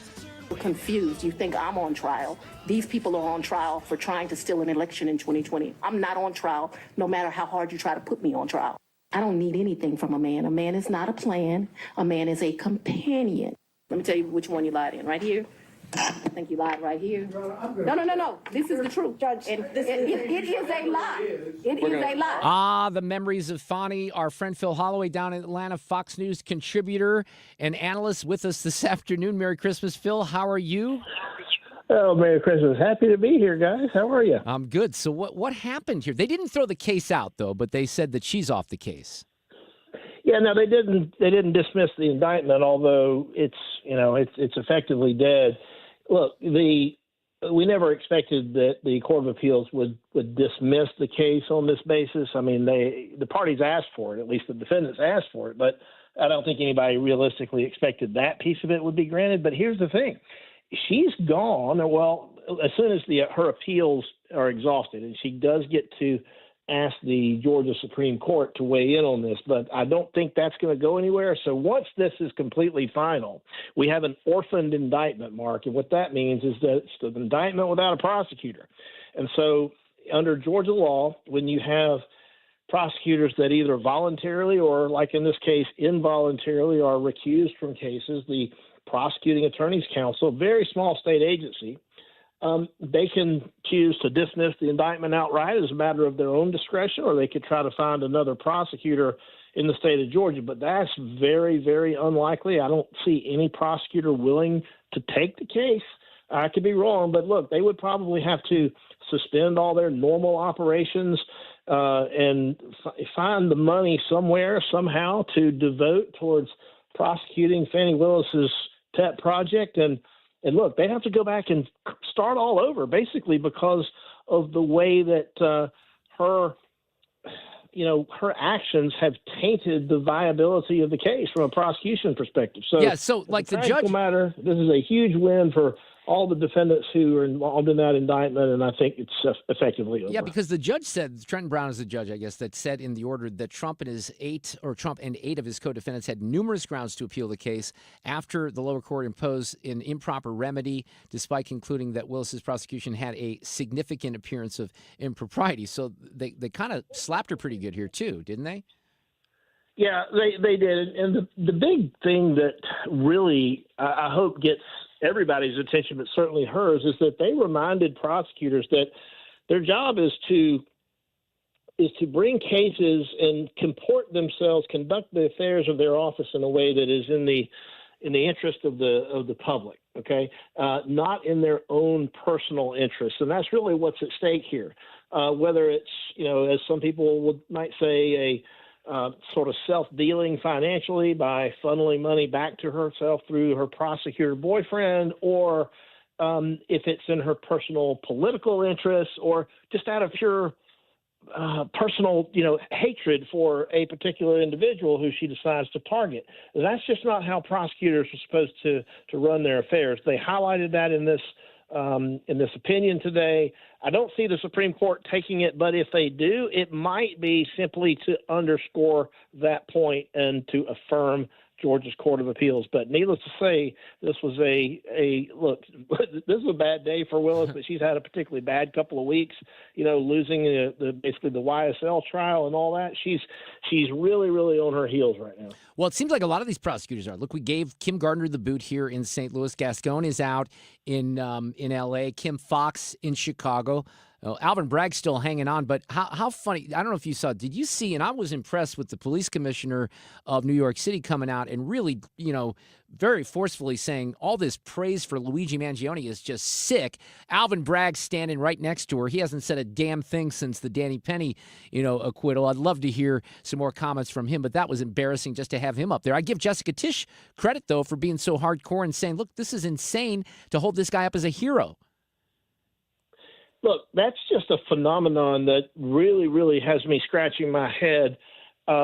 It seems now that it's fashionable on the left in many instances to, let's just say, condone violence as a means to effectuate some political or social change that they're interested in.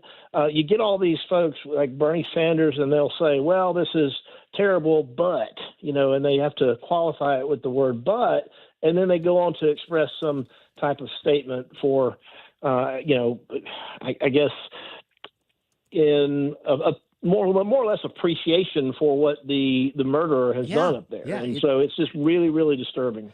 But there's also, did I see also there's some federal charges that Mangione was hit with today as well? Yeah, look, there's all kinds of federal charges that might fit this case. What the grand jury might ultimately do is going to be probably a question for the Trump Justice Department here in just a few weeks.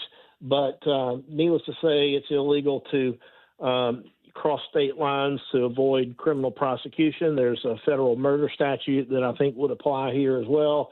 And look, let's face it, if you got a bunch of the wackos on the left that are expressing support for the defendant, who knows if you're going to get some of those that might find their way onto a Manhattan jury. We've seen how untrustworthy Manhattan juries can be sometimes. And so if you're looking for to ensure that there's a conviction, if you're looking to ensure that the rule of law is upheld, and quite frankly, if you're looking for potentially some way to maybe get the death penalty on the table, it might be that federal authorities want to go ahead and get in on this from the ground at floor and work their way into it at the very beginning, so that you have sort of parallel prosecutions taking place. Yeah, that makes sense. Phil Holloway, Fox News legal analyst with us this afternoon. Did you see one more topic I was going to cover with you? Did you see this connection to this guy in L.A. with the girl in Madison, Wisconsin at the school shooting? I don't think I saw that one per se, but I've seen all kinds of other disturbing information regarding that particular shooting.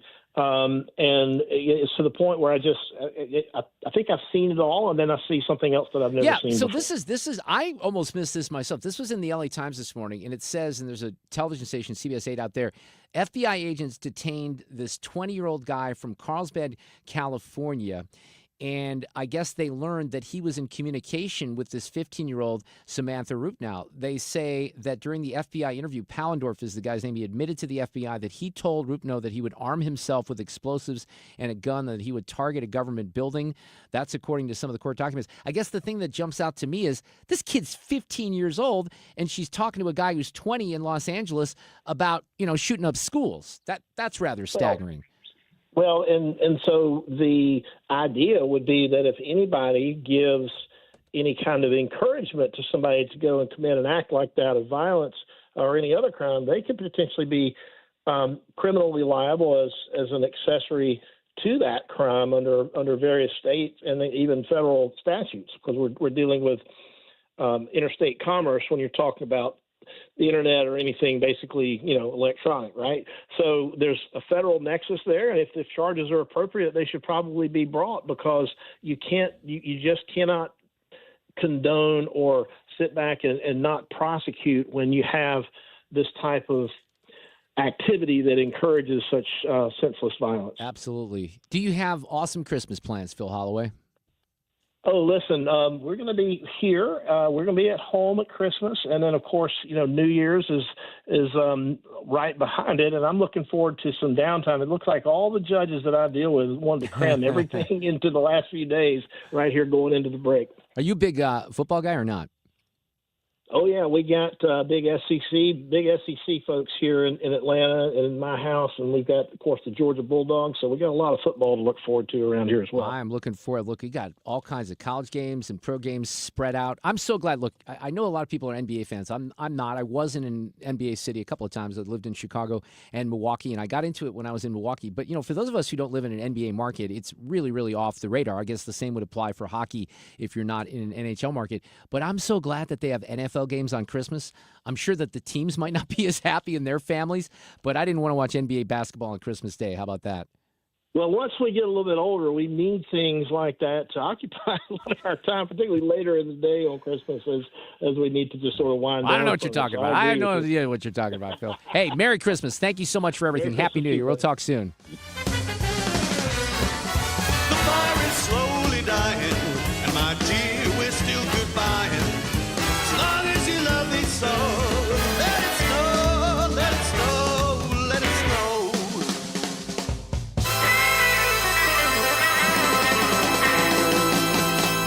Dependable traffic on 97.1 FM Talk.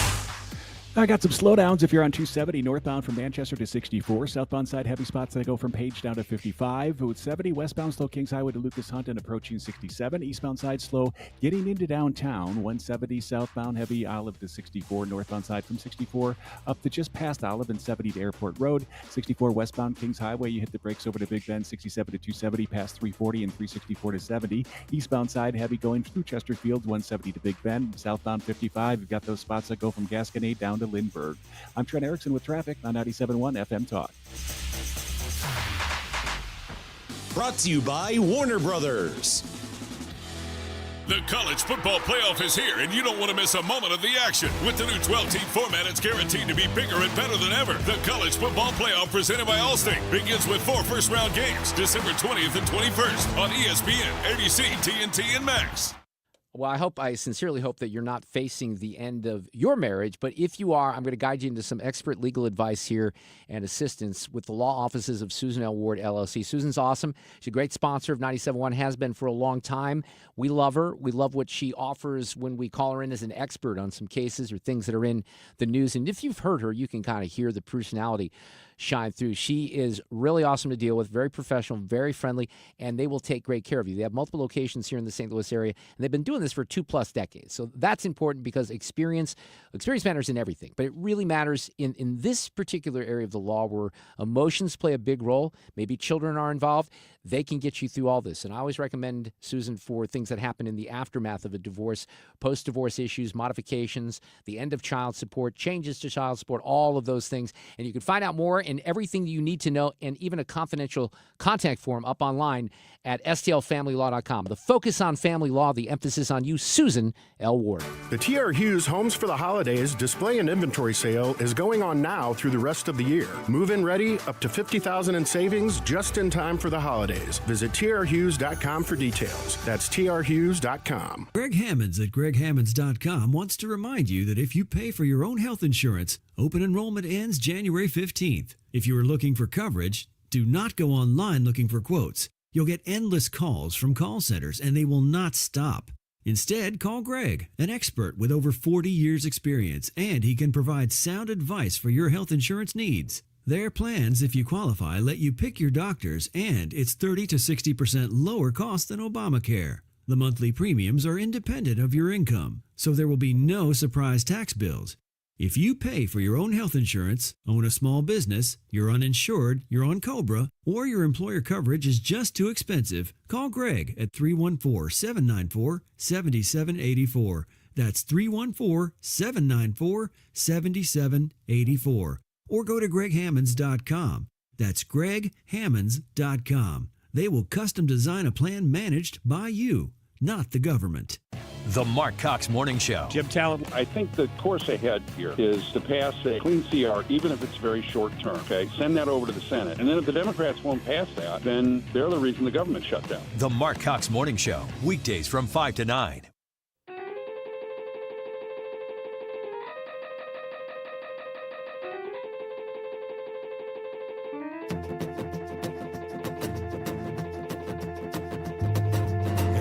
Santa Claus walking right down my street, wrote him a long, long letter.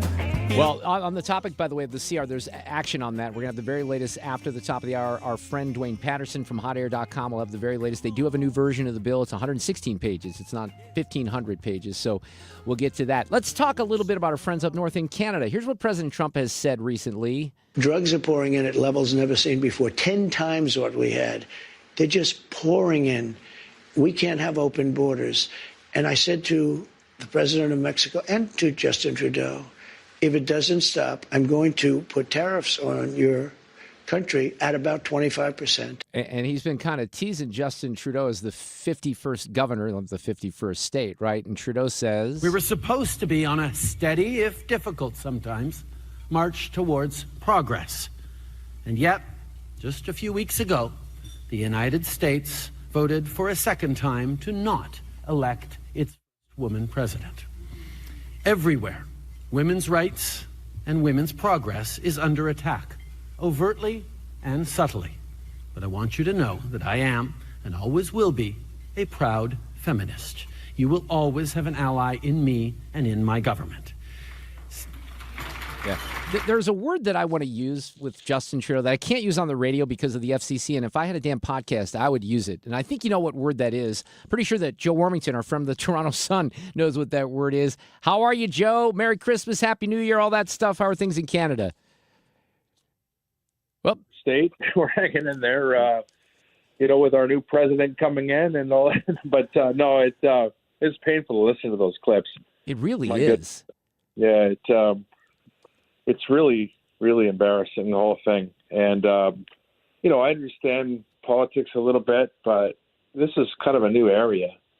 We've never seen anything like this. And, obviously you didn't mention, but Trudeau is really on the ropes here. I mean, well, that's what I want to talk about. That's what I want to talk about. Yeah. Yeah.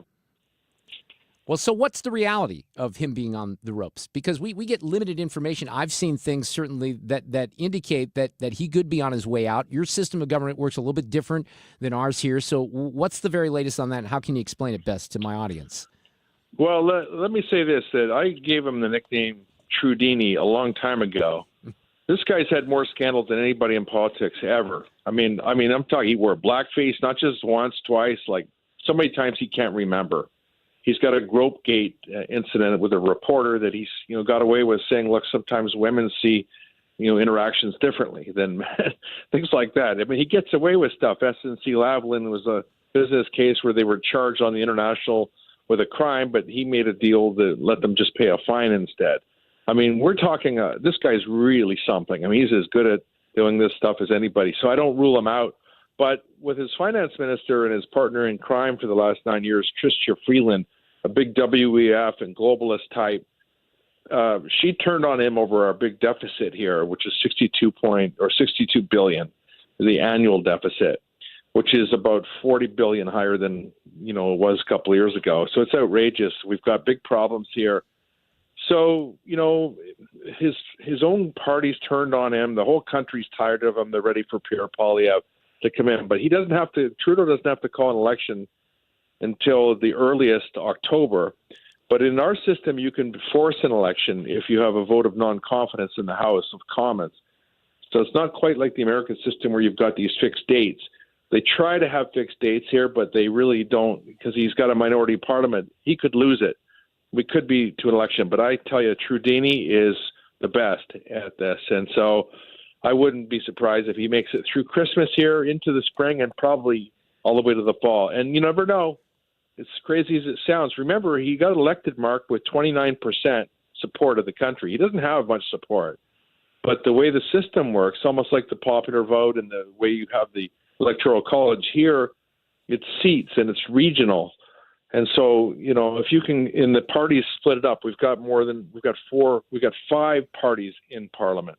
We've got a Quebec party, we've got a Green party, and then we've got the Liberals and the Conservatives, which is kind of like Republican and Democrats. And then you've got the thing called the NDP, which is the left arm, but you don't really have that. Like you've got like Bernie Sanders and that inside the Democratic Party, but we have a separate party. They have like 17 or 18 seats, and they have the balance of power.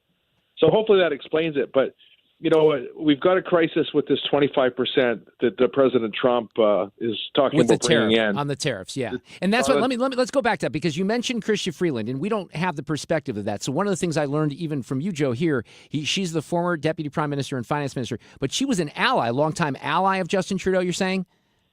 Yes, absolutely. She's a journalist that she got in. She's a leftist journalist. She had connections. You remember when Klaus Schwab from the WEF said we penetrate the cabinets? And he mentioned about Canada, specifically half the cabinet. Well, she's a close friend and worked with and wrote a book about George Soros. Oh, okay. Which is your friend, right? Yeah, unfortunately, America's friend, George Soros. So that's who she is. Trudeau's always been a puppet marionette kind of person. I mean, he doesn't make his own decisions. He's the progressive prince on the shiny hill. And even in this whole thing, he's going on about abortion and, transgender rights and this and that. And of course, everybody here, nobody's against anybody. It's a very tolerant society. But when they can't pay their mortgage and they can't go to the grocery store, they're tired of hearing about it. They're tired of hearing how they're racist and they're homophobic and they're this and that. And that's what Trudeau did. And, of course, during the pandemic, I mean, you saw the clips. You used to run them. I talked to you during that time. Oh, absolutely. You know, it was like a gulag here. I mean, literally. And I was thinking, my son's 12 years old now, and my mom is in her 80s, and we used to go to the hockey games, and they had like a airport style, you had to go through a checkpoint, and you had to show all your ID, and did you have these vaccinations and all these kinds of things. And it was like all this plexiglass, and there was security there. And this is to go to your kid's hockey game. It's ridiculous. And my mom and I refused to. We just walk right through it. And of course, the whole time you're in there, you're worried about they're going to call the police and get a taser out, maybe, all that stuff. Canada has really been through rough times. I think it's time for a new government, but I just think, knowing Trudini like I do, I won't be surprised if he finds a way out of this. But you would predict then, because one way an election be called is with a no confidence vote. You don't anticipate that there's the votes for that? Well, I don't think so, because the other thing is the third party, the NDP guy, his name is Jagmeet Singh. He's got his pension that doesn't get vested until the 25th of February. So the whole country is held up because of that until he gets his pension. Oh, and so after that, but then the problem is there's 50 other MPs, members of parliament, that they need to go till October. They have already moved the date 1 week so they would get their pensions. So there's these other things at play. So all of Canada, you remember this NDP guy I mentioned, he's a socialist, but he drives a Maserati and he has Rolexes. I don't have either of those things. I love that. That's interesting, right? Oh my God. So I think I think that it's Trudeau should fall here, but the wild card is what I'm telling you. Yeah. That's the perspective that we lack, certainly. But I think we should talk about the tariffs, too, and how it'll affect America. Okay, so let's talk. And then one of the questions, Joe Warmington's here from the Toronto Sun. That's one of my questions. How is that being covered up there? And then, there's not everyone in this country that's a fan of the tariffs, and we're not exactly sure what Trump's going to do. So there's some risk here as well. But what are your thoughts on that? Well, the tariffs on Canada is ridiculous. And, Trump is throwing it out there for negotiation reasons, and it's worked. He's really messing with Trudeau, who he doesn't like. Yeah. And he also was smart, because the last time he tried this, he went straight at Mexico. And you remember Vicente Fox and all the former president and all that, they were really upset, and it wired them up. So he threw Canada in this time. And so it's been reversed. And so Mexico is not the story, Canada's the story. And he knows that Trudeau's in turmoil and hanging on, gripping to power. But the thing that he's forgot is that the trade between Canada and the U.S. is bigger than any other partner that America has combined. If you look around the world, there's no bigger trade arrangement. It's trillions of dollars every, it's a big deal. And, a lot of the stuff that goes back and forth, America needs, and of course we need it because we're a lot smaller in terms of population. It's a big country landmass, but it's a smaller population. It's only 38 or 40 million here. And so it's a partnership, a friendship. It's not something you'd normally do, is go and urinate on the lawn of your neighbor. When you do that, it's not very good. So I don't think that Trump should have done it. I understand why he did it. I understand the politics of it. And, I think that a lot of people are enjoying it because they love to see Trudeau kind of like, getting a little bit of his own medicine. But from my perspective, as a guy raising a family, if America puts that 25% on us, that will basically kill our economy. It's already, our dollar's under 70 cents value to your dollar. We can't afford to come there. Like, we were planning to come for Christmas, but we cannot afford to go there. That is not good for America, because you're right. In the case of Florida is a good example. A lot of the economy in the winter is Canadian snowbirds that go down there.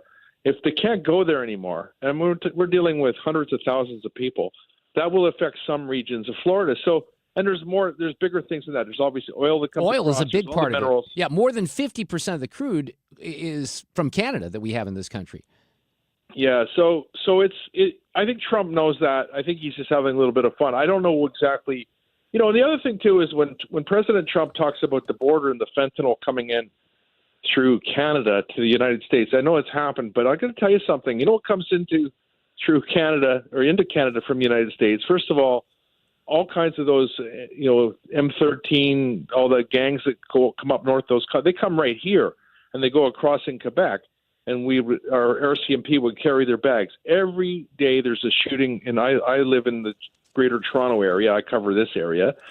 There's shootings and murders like American cities have, but it's always 88% American guns that have been smuggled into Canada. Yeah, that's unfortunate. So it's not like there's not issues the other way. And well, I think you're right though, Joe, and I got to wrap because I'm almost up. But the trolling, he's having fun with the trolling. I certainly couldn't say this with confidence, but I do think that this is going to work itself out. But we'll see. I'm not a fan of all the tariff talk. I really am not. And I've challenged it, and it's complicated. And I know there's politics, as you indicated, but we'll have to see where things kind of fall out. Joe, it's always great to have you on.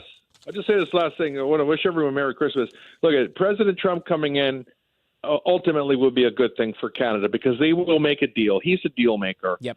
And they'll figure it out, and both boats will float. That's what I believe, and I think that's what most Canadians believe as well. It's what I believe, too, but I'm wrong about a lot of things. Merry Christmas to you, Joe Warmington. It's awesome to have you on, as always. You're our Canadian correspondent up there in Toronto. How's the snow level right now? Well, we don't have too much here in Toronto, but there's a little bit, in the north we've had quite a bit, so that's nice to see. And don't forget that we have that carbon tax, and because of all this climate change, which is another big problem. You don't want that. I'll tell you that. It's a lot off your check. That's one of the biggest problems is this thing called the carbon tax. So it's ridiculous. Stay away from that. If you hear that buzzword, run. Oh, we have. Joe, Merry Christmas. Thank you so much. Take care. Take care. All right, we'll see you. Bye-bye. Now this Christmas won't be lonely, 'cause I got you back again.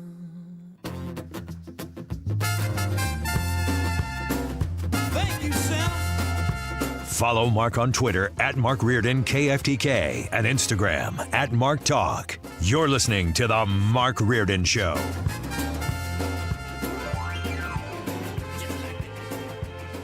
Dependable traffic on 97.1 FM Talk. We've got 70 westbound, slow going Kings Highway to Lucas Hunt, and then approaching 67. Your eastbound side slow into downtown. 270 northbound, jammed up from about Manchester to 64. Southbound side has spots that go from Page down to 55. 170 southbound, heavy from Olive to 64. Same goes for your northbound trip off 64 up to Olive, and 70 to Airport Road, a little slow going. 64 westbound Kings Highway to Big Bend on the break. 67 to 270 past 340. 364 to 70. Eastbound side delays go through Chesterfield, then 170 to Big Bend. And 55 southbound, heavy spots from Gasconade down to Lindbergh. This report is sponsored by GHR Contracting. I'm Trent Erickson with traffic on 97.1 FM Talk. Not many window companies do egress windows. Those are the ones used in basements or floors with no emergency exit. GHRcontracting.com. We offer same-day install and financing 0% for 18 months, and there's no hassle with price negotiation. Get an upfront quote on the phone. GHRcontracting.com. This holiday season, save $30 on the GTA 26 handheld garden pruner. Now just $149.99. Visit your local Steel dealer today or shop online at steelusa.com. Offer valid for a limited time. Only at participating dealers while supplies last. Hi, Thomas Helbig here with the Retirement Advisory Group. Hi, I'm Bob Kershaw. As a family business, we'd like to wish all of you a Merry Christmas and a Happy New Year. We grew up right here in St. Louis, part of a large family, and that's what makes the holidays so special. The things we hold in our hearts, not in our hands. It's the people, family, friends, and the personal relationships that grow stronger with the passing of time. In the past 38 years, we have become part of many lasting relationships, and we have made a lot of friends in and around St. Louis, and that just can't be taken away. So as we turn the page and put yet another year in the books, let's remember to be good to one another. And for those of you who may have lost loved ones, our hearts go out to you. Here's hoping next year will bring even more joy and blessings to all of you. And remember the important things to be thankful for. So once again, from all of us at the Retirement Advisory Group, and from our family to your family, we'd like to wish all of you a very Merry Christmas and a Happy New Year. In Missouri, farming isn't just a profession, it's a purpose. You can feel it in our 27 million acres of farmland.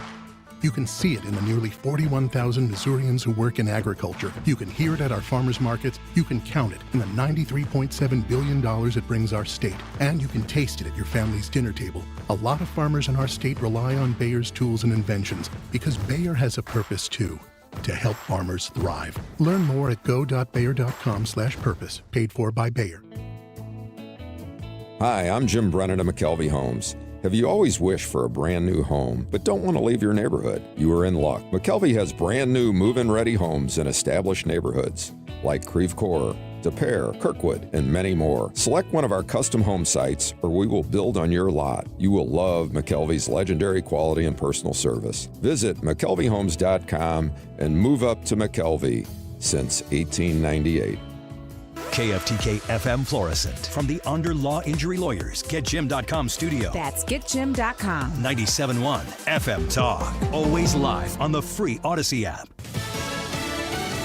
A new plan to keep the lights on. I'm Lisa Lacera, Fox News. The House expected to vote this hour on a new version of the short-term spending bill that will keep the government open. The Republican spending plan would extend government funding for another 3 months and provide more than $100 billion in hurricane disaster relief. But it would also suspend the U.S. debt limit for 2 years, delaying a potential default this upcoming summer. That issue emerged as a key demand from President-elect Trump this week, derailing a previous agreement between House and Senate leaders. Fox's Jared Halpern in Washington. The bill does not include a provision to transfer the land that's the site of the old RFK Stadium to the District of Columbia. The NFL's Washington Commanders were hoping to have the land available as an option to build a new stadium. On social media, President-elect Trump called the proposal a very good deal. House Minority Leader Hakeem Jeffries called the proposal not serious. It's laughable. Extreme MAGA Republicans are driving us to a government shutdown. Top House Democrats are urging their caucus to vote against it. Luigi Mangione, the man accused of killing the CEO of United Healthcare, is held without bail after a federal court appearance in New York. Mangione, who will face murder, stalking, and weapons counts in the killing of United Healthcare CEO Brian Thompson on December 4th, appeared in a Manhattan federal courtroom where he was advised of his rights and read a summation of the charges against him by the judge. The appearance came hours after Mangione waived extradition in Pennsylvania and was escorted back to Manhattan by the NYPD. Fox's Colonel Scott in New York City. Mangione's next court date is set for January 18th. Immigration and Customs Enforcement says it deported more than 270,000 people to 192 countries over a 12-month period, the highest annual tally in a decade. America is listening to Fox News. William is one of millions of Americans who uses GoodRx to save on the cost of their prescriptions. My oldest daughter, Camilla, 2 days old, she had to have open heart surgery. All of a sudden, she's on 5 different medications. It adds up at the end of the month. Me and the pharmacist got so tight. She said, GoodRx save you a lot of money. Saving that extra $200-300 a month. We're able to do all these extra activities, so it puts less stress on our household, and it puts less stress on our pockets. Download the free app or visit GoodRx.com and start saving today. GoodRx user compensated for their time. GoodRx is not insurance, but can be used instead of insurance. Ever have one of those days where your gut just feels blah?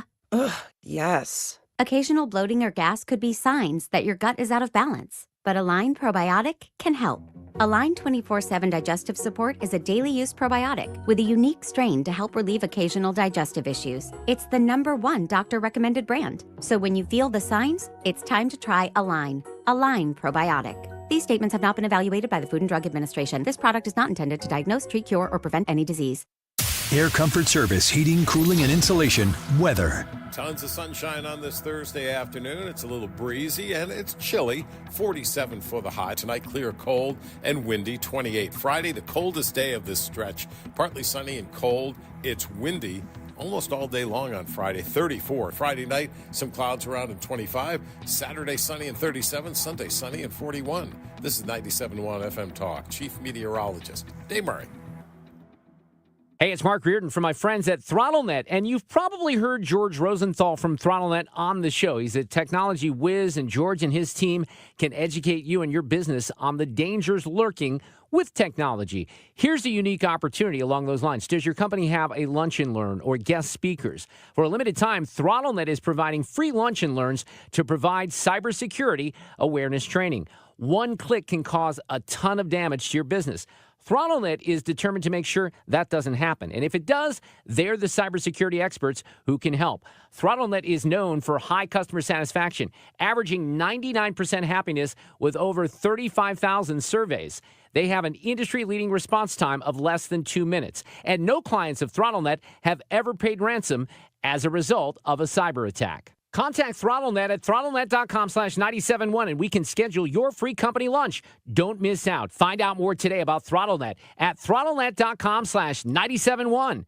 Make holiday magic this year with something beautiful and timeless from Diamonds Direct. A stunning diamond pendant, a pair of classic diamond stud earrings, something new and eye-catching from a world-class designer. Or maybe you're looking for that perfect gemstone piece or a fabulous timepiece. At Diamonds Direct, we have hundreds of styles that are ready to be wrapped and put under the tree. No need to wait for shipping. Come and let our experts help you pick out that headliner gift. Or for some fabulous ideas before you head to the store, see the online seasonal gift guide now at diamondsdirect.com. You can even chat now with a virtual assistant for the ultimate convenience. Whether you connect online or in person, you're guaranteed to get the extraordinary value, ironclad warranties, and white glove service Diamonds Direct is known for. And to help make your purchase even more affordable, we've got special financing so you can spread out your payments. Get directions, details, special showroom hours, and our holiday gift guide now at diamondsdirect.com. Diamonds Direct. Your love, our passion. You've listened to 97.1 FM Talk. You've heard of Doug Voss of Voss Financial and Safe Money Radio, as he has been a staple as the financial expert on the station for many years. You can hear him on Safe Money Radio several times a weekend right here on 97.1 FM Talk. And you can talk to Doug Voss directly. Here's his number. Call Doug at 844-676-SAFE. That is 844-676-7233. Doug Voss is a registered representative. Securities offered through D.H. Hill Securities, LLLP. Member FINRA and SIPC. Straight Realty has always been an industry leader when it comes to commissions. So it should come as no surprise that the recent Realtor settlement has only empowered us to continue offering our sellers even better rates. We now list homes for only 2%. Hi, I'm Christina Straight, owner of Straight Realty. Call me 314-441-4444. Why pay more than 2? You can also listen to my podcast on my website, straightrealty.com. Commissions are not regulated and are negotiable. Straight Realty is a licensed broker in the state of Missouri. Why do the national tax resolution firms need the tiny fine print at the bottom of all their TV ads? Hi, this is Lance Story with the Lance Story Law Firm. You don't hear fast-talking disclaimers in our ads because the claims we make are 100% transparent. The Lance Story Law Firm primarily focuses on one thing, IRS problems, and we're regulated by the Bar Association, and we have a AAA rating with the Better Business Bureau. IRS issues are serious legal issues. The Lance Story Law Firm has helped thousands of clients navigate the best resolution plans, and we tell you up front exactly how much it'll cost. Tax resolution law is all we do. So before you send money to some out-of-town, high-pressure salesperson, give us a call at the Lance Story Law Firm, located right here in St. Louis. Call today to schedule your free consultation with me, 314-260-6120, or visit Lance, D-R-U-R-Y law.com. The choice of a lawyer is an important decision and should not be based solely upon advertisements. Hey, it's Trisha here, wishing you a happy holiday season. Thank you to the entire 97.1 family for another wonderful year. I'm grateful for all of you. Merry Christmas and Happy New Year. This hour of the Mark Reardon Show is sponsored by Gamma Tree Experts. Your trees deserve the best care. Call Gamma Tree Experts. Christmas is a time to say I love you. Share the joys and laughter and the tears. Oh, yeah, little Billy Squire here. Christmas is a time to say I love you. And I feel that last all through the year. You know, I saw Billy Squire one time at the old Checker Dome. I think he was warming up for Pat Benatar or something like that. But I like a little Billy Squire now and again, ladies and gentlemen. It's a KC classic for you. We had another one that we referenced earlier. Michael Brewer of Brewer and Shipley. He of One Toke Over the Line passed away a couple of days ago at the age of 80. So it looks like they have a new spending bill in Washington, but I love this cut from Senator John Kennedy. I saw what you saw. I mean, it's a multiple vehicle pileup. I knew as soon as I saw the bill it was going to be trouble. The thing was as big as a Costco. Oh, my God, I love that guy. I hope he never goes away. He provides half of the show open cuts for me here at 97.1 FM Talk. Our friend Duane Patterson, who writes at hotair.com, host of the Duane's World podcast, is with us to talk about the very latest. There's been activity this afternoon, hasn't there, Duane? Yeah, you know, it's a good time to be on the air at Afternoon Drive because there's actually stuff to talk about, isn't there? Hi, Mark. How you doing? Yeah, I mean, I'm interviewing Carl Cannon a couple hours ago, and like in the middle of that, Twitter blows up with this new deal that's slightly shorter than 1,500 pages, isn't it? It comes in at 116 pages, and they've scheduled a vote tonight. They've already put it out there, and so far, outside of just a handful of characters, which I think is just posturing. But I'm starting to do the head count and the math, and I'm feeling confident it's actually going to pass tonight. And just from a tactical standpoint, we can talk about the debt ceiling and all the other stuff that's either in it or out of it, and that's all well and fine. But just from the optics of this, let's say the House does put this thing together and gives Trump basically what he wants, which is a 2-year window of maneuvering room to be able to do what he said he was going to do. And if it doesn't work in 2 years, all is lost anyway, because the Republicans are going to get killed in the midterm. Right. That's probably true, yeah. So they're giving him his 2-year window, basically. And if they pass that in the House, then it goes over to the Senate. And Chuck Schumer, the only leverage he had against Donald Trump in the new year was trying to hamstring him right out of the gate with a debt ceiling that was looming. And that was his negotiating tool. Now, he can't go along with this.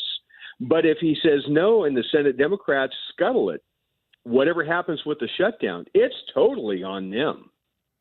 But you're saying this is where some of this gets confusing. My understanding was, Trump was insisting on a clean CR, dropping all the pork and stuff like that. But he also wanted the debt ceiling. He even said, I think, that there shouldn't be any limit possibly in a debt ceiling. Chip Roy and others no, we're not going to do that. So what's that all about, that negotiation back and forth? I think Carl said, look, some of this he wants to tag with the Biden administration, but I am a little confused on the debt ceiling stuff. Art of the deal, baby. Art of the deal. So what Trump was going for is he's shooting the moon. I want the debt ceiling gone forever. Chip Roy is like, well, absolutely not. Elizabeth Warren is saying, oh, yeah, we want that too, because one day we'll be back in power and we would love to be able to run up the debt. Oh, you bet. So you have all the predictable voices saying the predictable things. But when they actually got down to it, what they're giving them is a 2-year window for Doge and the Trump administration to have some maneuvering room to do what they said they were going to do and cut costs without completely dealing with a debt ceiling and paralysis. So if he gets his 2-year window, and by the way, Donald Trump, when this new deal got proposed, he's all on board with it. He's like, great, give me 2 years. I think we can fix the problems we have. All he wanted was to negotiate for maneuvering room, and he got that. And if you look at the current House makeup right now, it's a 219 to 211 Republican majority in the current lame duck session of Congress. There's 5 vacancies, remember. You've got Matt Gaetz that's gone. You've got Adam Schiff, who is now going to join the Senate. You've got Lee Stefanik, there's 5 vacancies. So that means that the pass threshold is now down to 216, except Nancy Pelosi, who busted her hip in Italy pulling a Joe Biden. Oh, yeah, I did hear about that. Is she in the hospital over there? No, she just flew back home. Okay. She's in California nursing this bad hip. They don't get to vote by proxy anymore, and they don't get to vote in absentia anymore. So she's not going to be in D.C. to cast this vote. So that's one more vacancy. So now the pass rate is at 215. So the Republicans can lose 4 people. I know there's Bob Good out there who is a contrarian. I know Chip Roy is acting like he wants to be a no. But my guess is by the time they actually hold that vote, he doesn't want to be out on that ledge by himself. Well, with Chip Roy, I don't know. I think he would be the guy that would want to be, but I understand your point.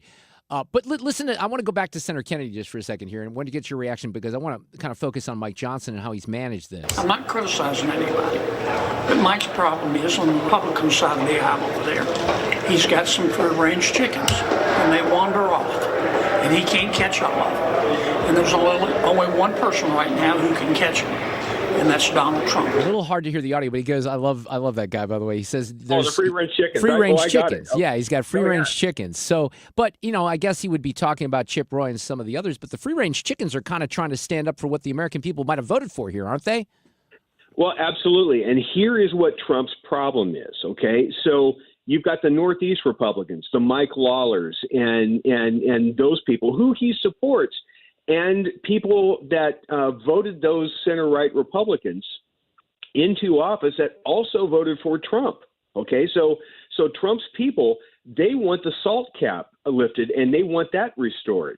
The rest of the country doesn't, but they do, and he needs those people because those congressmen are representing people that did vote for Trump. On the other hand, in the middle of the country, the Farm Belt, the farmers have taken it in the shorts for the last few years of Joe Biden's politics. They voted for Trump because they want a little help too. So they want a clean farm bill. They want the ethanol stuff. The rest of the country sure doesn't.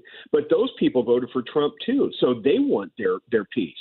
So there's a lot of different factions, and Trump can't just blanket say, I know all of you people voted for me and you love me, but now you're going to have to give me this, you're going to have to give me that, you're going to have to sacrifice everything that you guys want individually in your own districts. That's only going to go for so long. Yeah, look, that point that you're making here is so important, and I try to hammer this home every once in a while too. Everybody wants, Republicans to have a backbone and be on the same side, but as you know, you're in California. This is a republic. Right. The California Republicans, give a little to get a little. They're different in California and New York and, in Wisconsin probably compared to Missouri and Arkansas and, Louisiana. So there's a lot of voices. Let's talk about SALT real quick here, because that is the state and local taxes that you can deduct. And that's what, capped at $10,000 now? So they're talking about an increase in that. And that's one of the negotiating points? Yes. And the way I'm reading it, and I'm certainly not a green visor guy, but the way I'm reading it is they're talking about boosting it from 10 to 30,000, which would, in short form, kind of means test it a little bit. The people that really need it can get it in the middle and lower middle income class level, but upper end people won't get the same benefit, and that's probably okay.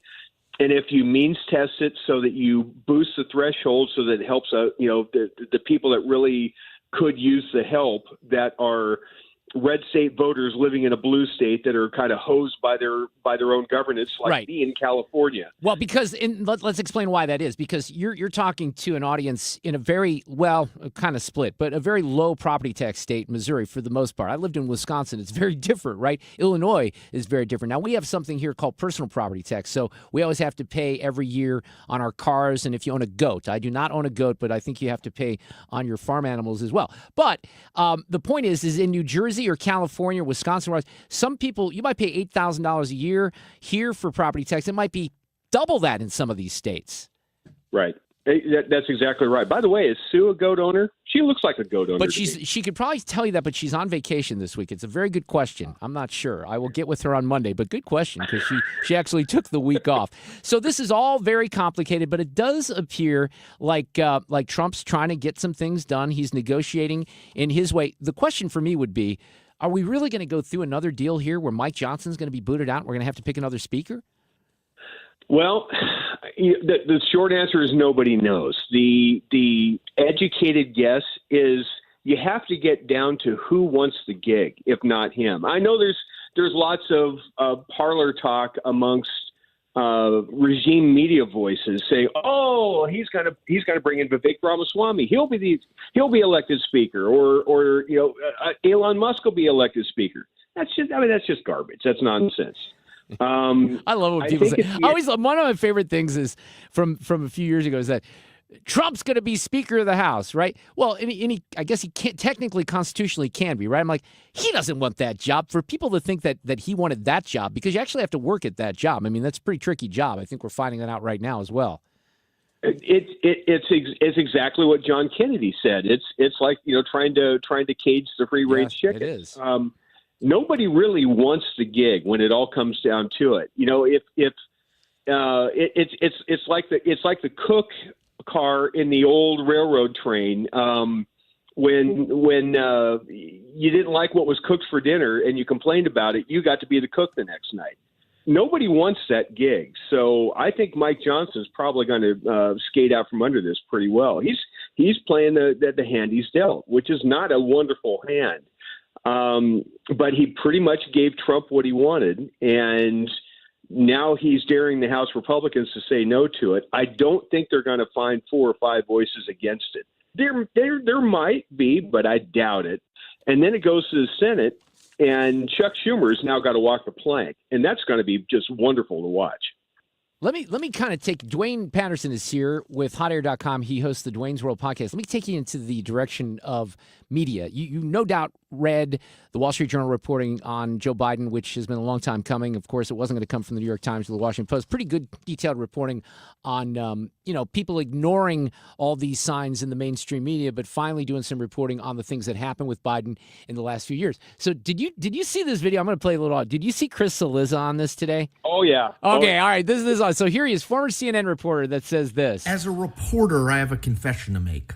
I should have pushed harder earlier for more information about Joe Biden's mental and physical well-being and any signs of decline. Let me explain. No, I'm not going to let him explain. But finally, Chris Cillizza is realizing this, right? That he should have pressed more. I'll play a little bit more here. And I think that impacted me at some level because while I did ask the question from time to time of, not directly the White House, but aides and people around in that orbit, I didn't really push on it, if I'm being honest. Yeah, well, why not? That's your job, right? That's your job as a reporter. I think we know the answer. That's a rhetorical question, but I thought that was just a gem here from Mr. Cillizza. This scandal, and it is a scandal, is the biggest scandal in American politics this century thus far. The cover-up of Joe Biden's Dude, I agree with you. I completely agree. They all knew it. And for Chris Cillizza, sure, he can cry the crocodile tears now and say, I should have done more reporting. Boy, I'm so sorry. And you know how I'm going to atone for that sin? I'm going to cover Trump every day. I'm going to double down and hold the president accountable. And if I see one slip from him, I'm going to be the first one to report it. That's how he's going to atone for it.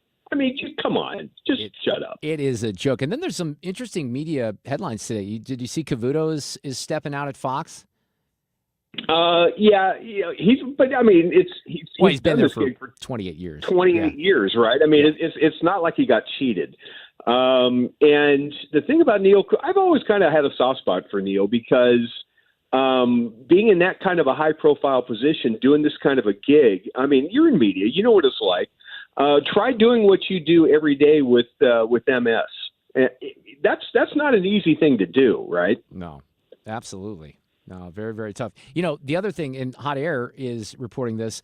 John Sexton wrote about this. I guess a lot of people are being asked to take pay cuts. This has been happening in the media, even in local media for, I'd say, a couple of decades, certainly 15 years at this point. But they're talking about the difference in ratings between, MSNBC and Fox and CNN, talking about how our friend Joy Reid might have to take a pay cut too. Wouldn't that be sad, Duane? It's going to be delicious to behold. I'll tell you that the fun cut was Dick Durbin in the Senate hall talking to Manu Raju of CNN when the previous CR, the big omnibus that was DOA basically, once everybody started peeking into it. So Manu Raju sticks a microphone in Dick Durbin's face and said, there's a bunch of pay hikes in here for senators. Are you sure this is a good time to be trying to jam this thing through? And Dick Durbin looks at him and says, what? Well, that's news to me. Yeah. I didn't know that was in there. But then Manu presses him on it. And Dick Durbin gets ticked. He goes back at Manu Raju and says, well, you're getting more money. Everybody at CNN has been getting more money lately, and nobody's watching you guys. Why should we be any different? So now you've got left-on-left crime going on. It's like pass the popcorn. Okay, I don't know how I missed that, but I now have it. And I don't know either, but man. I'm ashamed. I'm ashamed that, especially because he's in Illinois, but I'm sending that to Ethan right now, and I do this little segment called Audio Cut of the Day. We may have to pull that up for that. That's very interesting. Dick Durbin, give me a break. Did you hear, I thought there was great hearings on, some of this stuff with trans sports, and the head of the NCAA goes up there. Did you pay attention to some of that stuff yesterday? Oh, yeah, of course. So then here's what Durbin says at that, which is hilarious. How many athletes are there in the United States in NCAA schools? 510,000. How many transgender athletes are you aware of? Less than 10. Less than 10 out of 510,000? Yeah, so, sort of trying to indicate that doesn't matter. This is a small issue. It doesn't affect anyone. Meantime, you have, Leah Thomas standing full naked with a penis next to Riley Gaines and some other athletes. So I don't care if there's one person involved. Quite honestly, as the father of a 10-year-old daughter, I really don't. It needs to be solved, and that's something that 98% of the American people agree on. Look, if I'm going to play on a football field where I'm operating between the 20s, so I've got 60 yards of the field covered and under my control, or actually maybe even 70, 75 yards.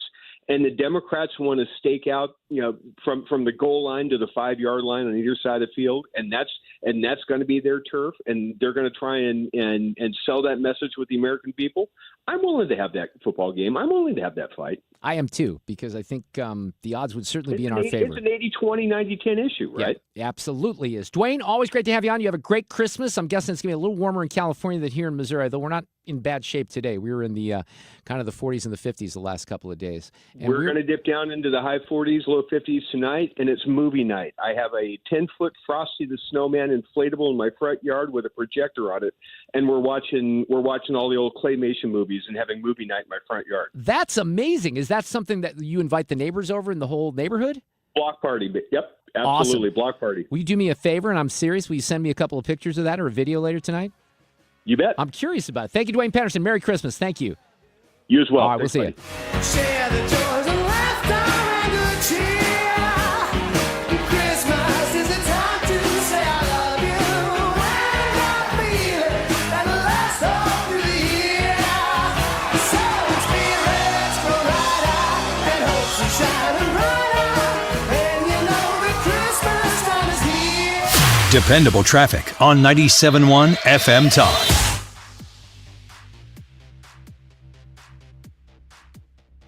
All right, we're seeing delays if you're headed on 270 northbound approaching 64. Kind of heavy going. Southbound side, heavy spots from Olive de Gravois, 70 westbound. Spots that go from Kings Highway out to St. Charles. Eastbound side getting heavy into downtown. 170 southbound, heavy Olive to 64 northbound side. Forest Park Parkway to Ladue and Natural Bridge up to Airport Road. 64 westbound delays take you from Kings Highway through Chesterfield, 364 to 70. Eastbound side, heavy through Chesterfield, 270 to Big Bend. And finally, 55 southbound, heavy spots that go from Broadway down to Lindbergh. I'm Trent Erickson with traffic on 97.1 FM Talk. All right. Thank you, Trent. Sue will be back on Monday afternoon. A little music here for what I'm going to talk about next, because we're going to Greece, and I would like for you to come with me to Greece next April and May. So we leave on April 27th from Lambert here on Lufthansa, go to Germany, and then we hop over to Athens, spend a couple of days there. It's a small ship cruise. The cruise ship is beautiful and only has 197 passengers total. So this is very intimate. If you're the type of person, I have people coming with me on this trip that don't like going on big cruise ships, like Carnival Cruise Lines, all that. This is very, very different. And unless you'd like to do long-distance swimming, it really is the way to visit Greece. So on day one, on April 27th, we fly into Athens. It's an overnight trip. You hopefully sleep on the plane. Then we get going on that first day, which technically would be day two because you leave on day one. Day three, we go through the Argolis region of Greece. We board the ship on day 4, which is April 30th. On day 5, we're still kind of, venturing and exploring around Athens. And then we go to Syros. And then we go to Morgos. And then we go to Rhodes. And then we go to Santorini. The meals are included, breakfast and dinner on the ship.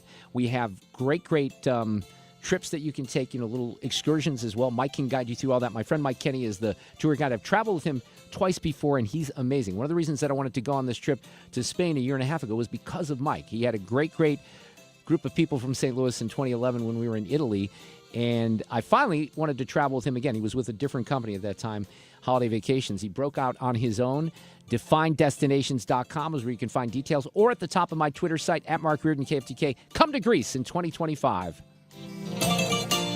Hey, it's Annie with my friend Stewie from Stewart's American Mortgage. We've been covering this, and interest rates here at the end of the year, we thought they'd be lower than they are right now. Stewie, is it still a good time to refinance? Well, Annie, this is a discussion we've had with many, many people. They thought the interest rates would be much lower. Do they wait? Do they not wait? Well, take advantage now. This is a strange world that we're in. The climate can change, and all of a sudden interest rates are back up. Refinance now with the bagel loan. If they go down later, you can always do it again. With the holiday season right now, how about getting cash out of all of that equity a lot of people see in their homes. Oh, I have a great story for you. This couple over here, the husband went behind the wife's back, went ahead and did a cash-out refinance. She didn't know what was going on. Took cash out to remodel their entire kitchen. Their payment went up $5 a month because they were at a higher rate. They went down to a lower rate. It was a great opportunity. She's going to have a great holiday. That's amazing. Good husband. Good job this holiday season. If you want to reach out to Stewie, 314-324-4440. That's 314-324-4440. You can Google the Bagel Loan for more information. And MLS number 226-715. We're coming up on Christmas very quickly here. Christmas has been and always has been a religious holiday for a lot of people throughout the world. And if not religious, just a celebration for family and friends.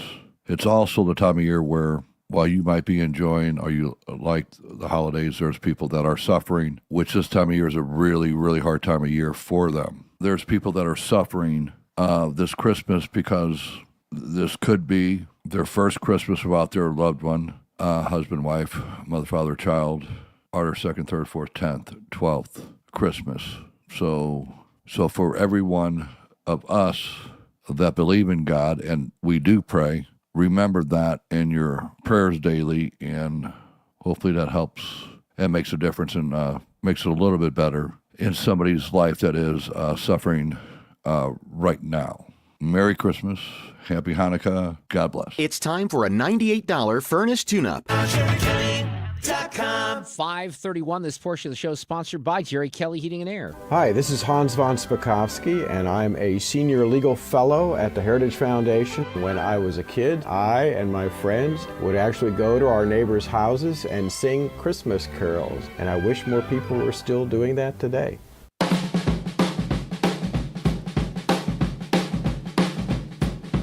Every single Christmas I just fall in love.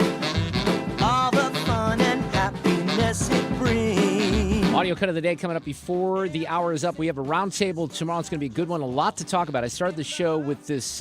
This is crazy. You have now the county clerk in St. Louis County that's being charged with a felony because they're alleging Wesley Bell and Sam Page is alleging that she, I guess, doctored the paperwork of Dennis Hancock when he was, I don't even know what the allegation is. It's just ridiculous. Dennis is a St. Louis County councilman.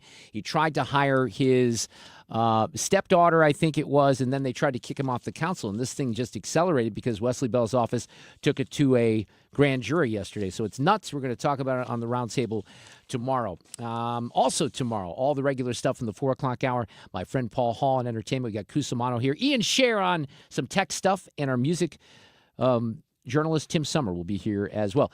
I found this in Real Clear Investigations a couple of weeks ago, and some other people have written in the aftermath of John Murawski's investigation about civics. It seems like civics is making a comeback in higher education. Now, when I hear that, I'm a little nervous, but maybe we can turn some of this around with the left-wing indoctrination. John Murawski is with us this afternoon. Hi, John. How are you? Welcome back. Hey, thanks for having me on. So this is now let's define civics first and foremost, because we're not talking about high school here. You're kind of focusing on higher education, right? Right. So civics in higher ed may include some of those elements that you think about, like branches of government and the history of the country, but it dwells much more into the underlying intellectual ideas that give rise to the institutions and the debates of the time. So you're reading the Federalist Papers, you're reading John Locke, you're reading John Stuart Mill, you're reading, basically philosophers and political philosophers and moral philosophers and related works, rather than just, blackboard lessons about branches of government. I guess. And so, I guess I might say, it's been a little while since I've been in college. I'm like, gosh, I didn't know all of that went away. Well, it never completely goes away. But it recedes into, hidden corners of the universe. So if you go to the right college, if you find the right professor, you can take these kinds of classes, but they're not mandatory, they're not widespread, they're not universal. And so you have to work to find them. There are certain places dedicated just for the proliferation of these ideas, like, for example, Hillsdale College, which is a private university, takes no government funding, and that's all they do. But they're not really integrated into a university. So you have basically, Hillsdale College is will be largely conservative Christian students. So if you're studying radical feminism, you're not going to be exposed to what's at Hillsdale College unless you take a long bicycle ride to get over there. Whereas imagine placing the civic centers, they're not. I wouldn't consider them to be replicas of Hillsdale College, although some of them might come closer to being like Hillsdale College than others. But for example, what you have at University of North Carolina, Chapel Hill, that's much more ecumenical than Hillsdale College. You have contemporary debates about pronouns, transgender politics, that kind of stuff, critical race theory, reparations, and so there's different emphases at different different programs. Some of them are more focused on like economic liberty and free markets, but some of them are much more just what you would think when you took a humanities class 20, 30, 40 years ago, which is just the great books, the great ideas, and things like that. So you in your reporting it real clear, you said some warn against the natural temptation to hire faculty based on political beliefs and wage warfare against the woke machine and thereby risk becoming right-wing echo chambers and alienating professors and students. The quote you have is from a Harvard historian who says the solution to politicization on the left is not politicization from the right. Now, I would agree with that. However, here's where I would come down. Let's talk about the faculty that is hired that is trusted with the civics education. And I guess my question would be, can they be trusted with the civics education? Well, I think it's going to vary from program to program and from university to university and, dean to dean. And so some of these civics programs might end up looking a lot like Hillsdale College, basically kind of like Republican Party recruiting operations and training for, basically for street level or regulatory, legal, and political engagement at a political level. But some of them, I think, are going to preserve the spirit of, intellectual independence. And there'll be just to be a variety. I think in the same way that you can go to some English literature departments and study something that resembles literature, right? And other linguistic departments is essentially will be, you'll be essentially involved in a human rights tribunal prosecuting texts for crimes against humanity or for legitimizing crimes against humanity. So there's a variety of English departments. There's a variety, math departments, business departments differ. Some of them are, economics departments. Some of them are liberal. Some of them are conservative. University of Chicago economics is known as conservative. I think Yale's, Harvard probably known as liberal. So, and so I think you have that. You just have the natural variation that you have in academia already. But John, are the universities, like you focus a lot on North Carolina, is this coming from a demand for that type of education from the students? Is it coming from a different place? What's the motivation for it?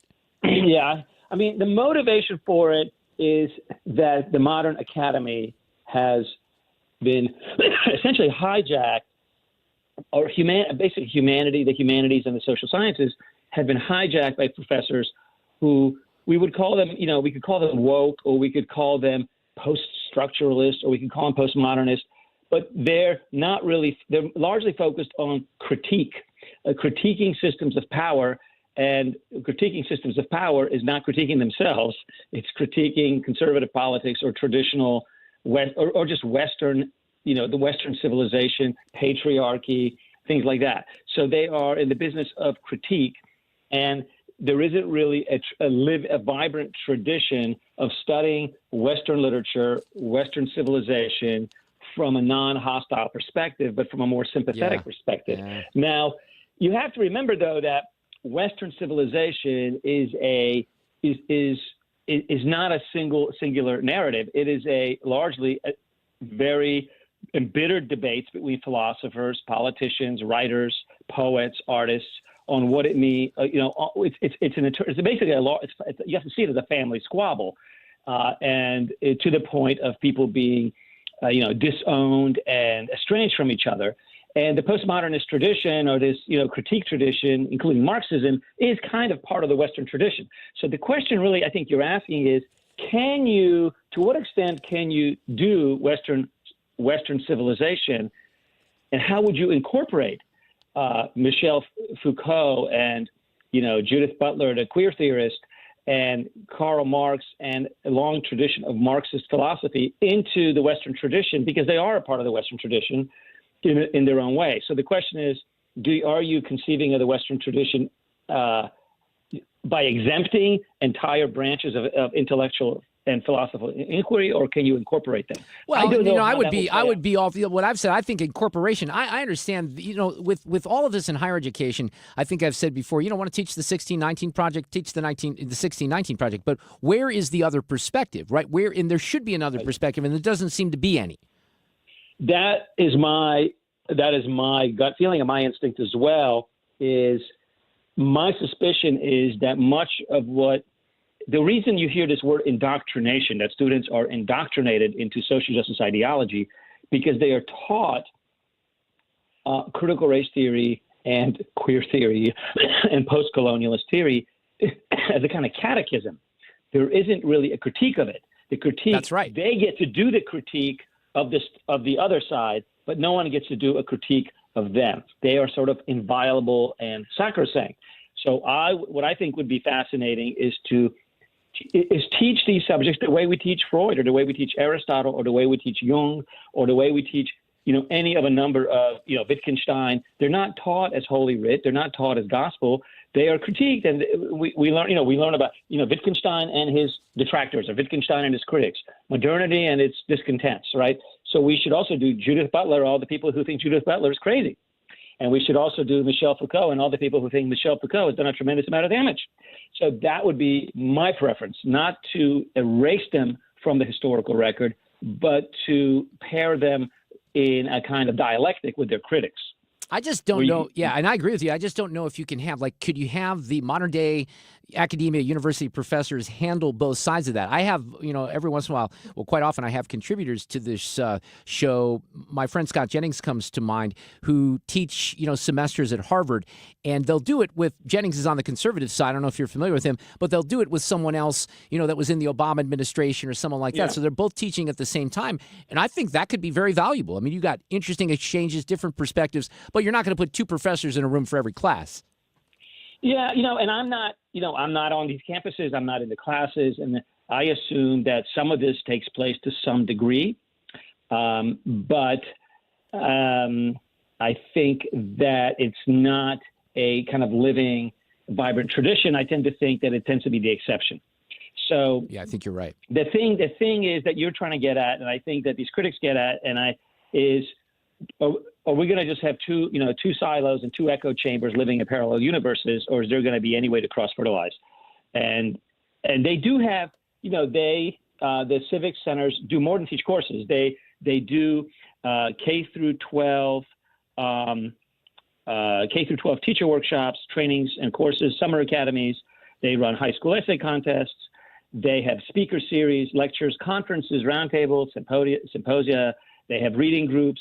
So they they do engage in the public arena, right, in the marketplace of ideas. The question is, to what extent and how vibrant that's going to be. Sorry, I have a cough. No, you're fine. Yeah, I hope you can kind of edit that out. But anyway. Well, it's live radio, but I get it because I had a moment last week where I couldn't even breathe, so I get it. No, but you're right about that. Look, this is a fascinating topic, and I certainly wish you're addressing academia here, higher education, but I do think that more civics, this is a different investigation, different topic, but more civics in high school with a foundation might also play a role here, wouldn't it? Yeah, so the civic centers, many of them are involved in K through 12 teacher workshops, teacher training. And they even have courses, they may have a week long, or they have a graduate level courses.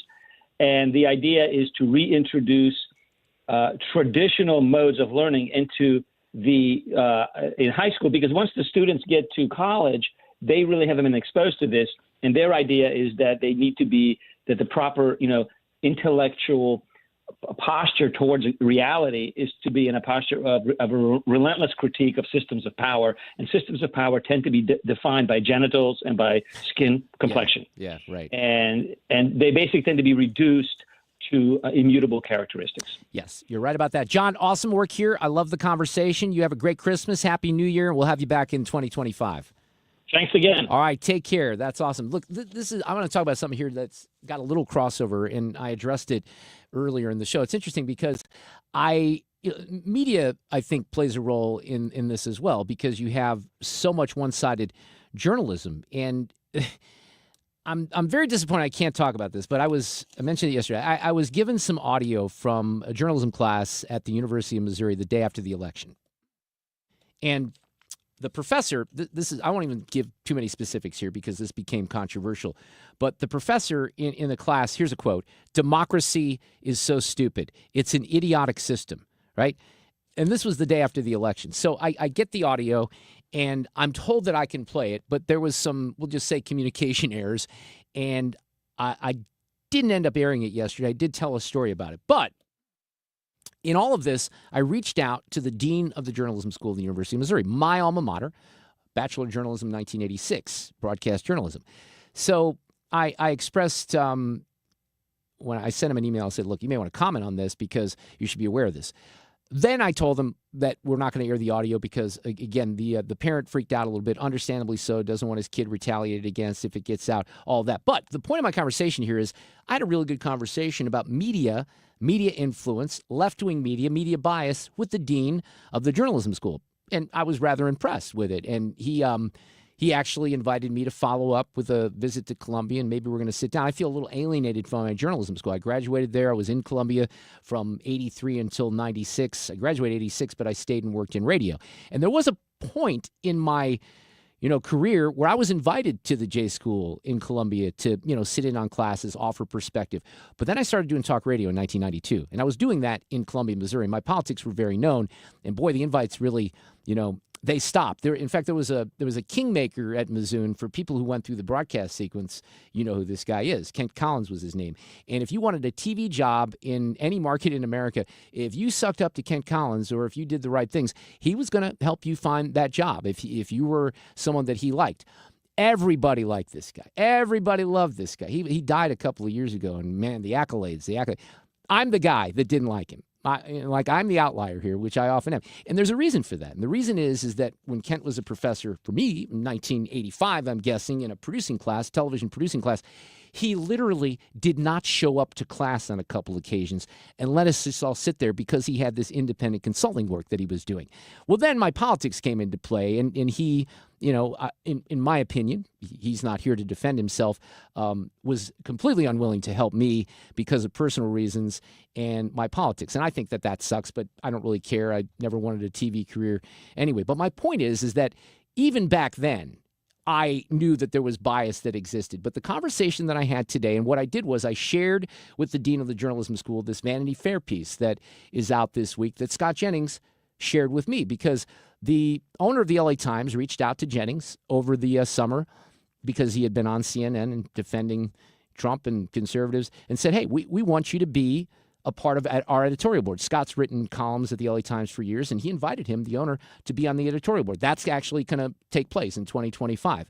And I think that's encouraging because we haven't seen any shifts in media like that. That's a major shift to have a conservative and a pretty big name on a major newspaper, a major daily, which is certainly not right-wing, editorial board. So I guess I'm a little hopeful, and based on the conversation I had today, that maybe some of these things are going to at least be explored in the future, but I'll keep you posted on all that. I'm still disappointed I can't play the audio because, man, it's really gold. It really is, but I promise not to.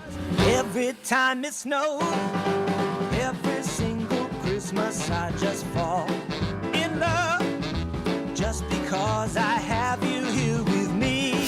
Dependable traffic on 97.1 FM Talk. All right, things are slow going. 270 northbound, slow approaching 64 southbound side. Heavy spots from Golub down to Gravois. 70 westbound, slow spots Kings Highway through St. Charles, but there's getting better. Eastbound side into downtown, a little slope. So 170 southbound is heavy Olive to 64. Northbound side from 64 to Forest Park Parkway, then 70 to Airport Road. 64 on your westbound side, Kings Highway to 270 through Chesterfield, and 364 to 70. Eastbound delays take you through Chesterfield as well, but then 270 to Big Bend. 55 southbound, heavy from Weber to Lindbergh. And I'm Trent Erickson with traffic on 97.1 FM Talk. The T.R. Hughes Homes for the Holidays display and inventory sale is going on now through the rest of the year. Move-in ready, up to $50,000 in savings just in time for the holidays. Visit trhughes.com for details. That's trhughes.com. I want you to take Neovitamin multivitamins. You know, I always say we took Flintstones chewables, right? We took these vitamins as a kid, and it's more important to do it as an adult. And even if you eat well, you have things that are gaps in your nutrition. So there's things that would come up that you're not doing your body a favor by not addressing. So if you take a multivitamin, a great multivitamin, a local company, Neovitamin, you're going to feel better. Maybe you have more energy. Maybe you have a situation where you're not getting enough. Maybe someone's pregnant in your family. You're not getting enough B vitamin. Maybe you're not getting enough vitamin D because you wear all that sunscreen. Look, that has an effect. And you can take a supplement because we don't get enough vitamin D, and that has issues when it comes to cancer. So if you want a great multivitamin to choose, I have one for you. That's Neovitamin. You can sign up for a subscription right now online. They can ship it to you. They can also cancel or pause at any time. They'll get you signed up for the Neovitamin newsletter, and a portion of the proceeds from Neovitamin goes to cancer research right here in the St. Louis region. Get started today at neovitamin.com. That's Neovitin, neovitamin.com. I'm Brian Westbrook with Coalition Life. While we celebrate the reversal of Roe v. Wade, there is still much work to be done to support life and pregnant women before they cross state lines. Together, we can provide the love, support, and options that women need to choose life for their children. Coalition Life celebrates more than 3,500 clients served and thousands of lives saved since we began this mission with you. Each one is a miracle. Over the years, day in and day out, our team has walked alongside women facing the fear and challenges of an unexpected pregnancy. Through the support of this community, we have given them hope and a path to choose life for the children they carry. Visit coalitionlife.com to give your vital support while reducing or completely eliminating your state taxes through Missouri's 70% tax credit. Learn more at coalitionlife.com, coalitionlife.com. The choice of a lawyer is an important decision and should not be based solely on advertisements.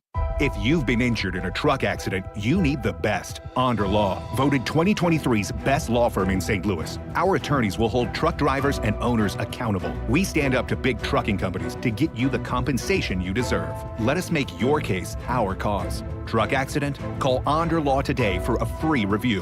314 or 618-9-million. That's 314 or 618-9 all zeros. We're coming up on Christmas very quickly here. Christmas has been and always has been a religious holiday for a lot of people throughout the world. And if not religious, just a celebration for family and friends.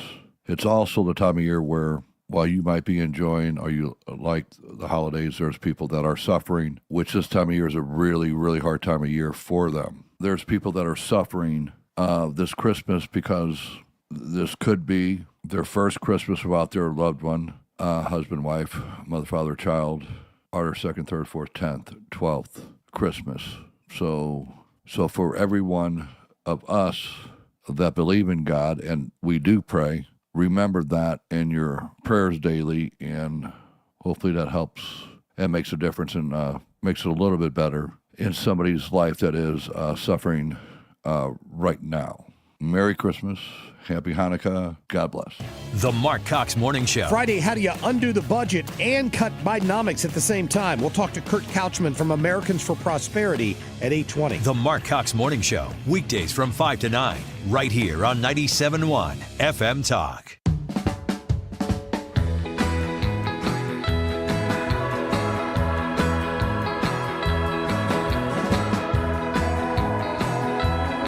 Too bad Sue isn't here. She loves Nick Lowe, and this is Nick Lowe. Bells are ringing.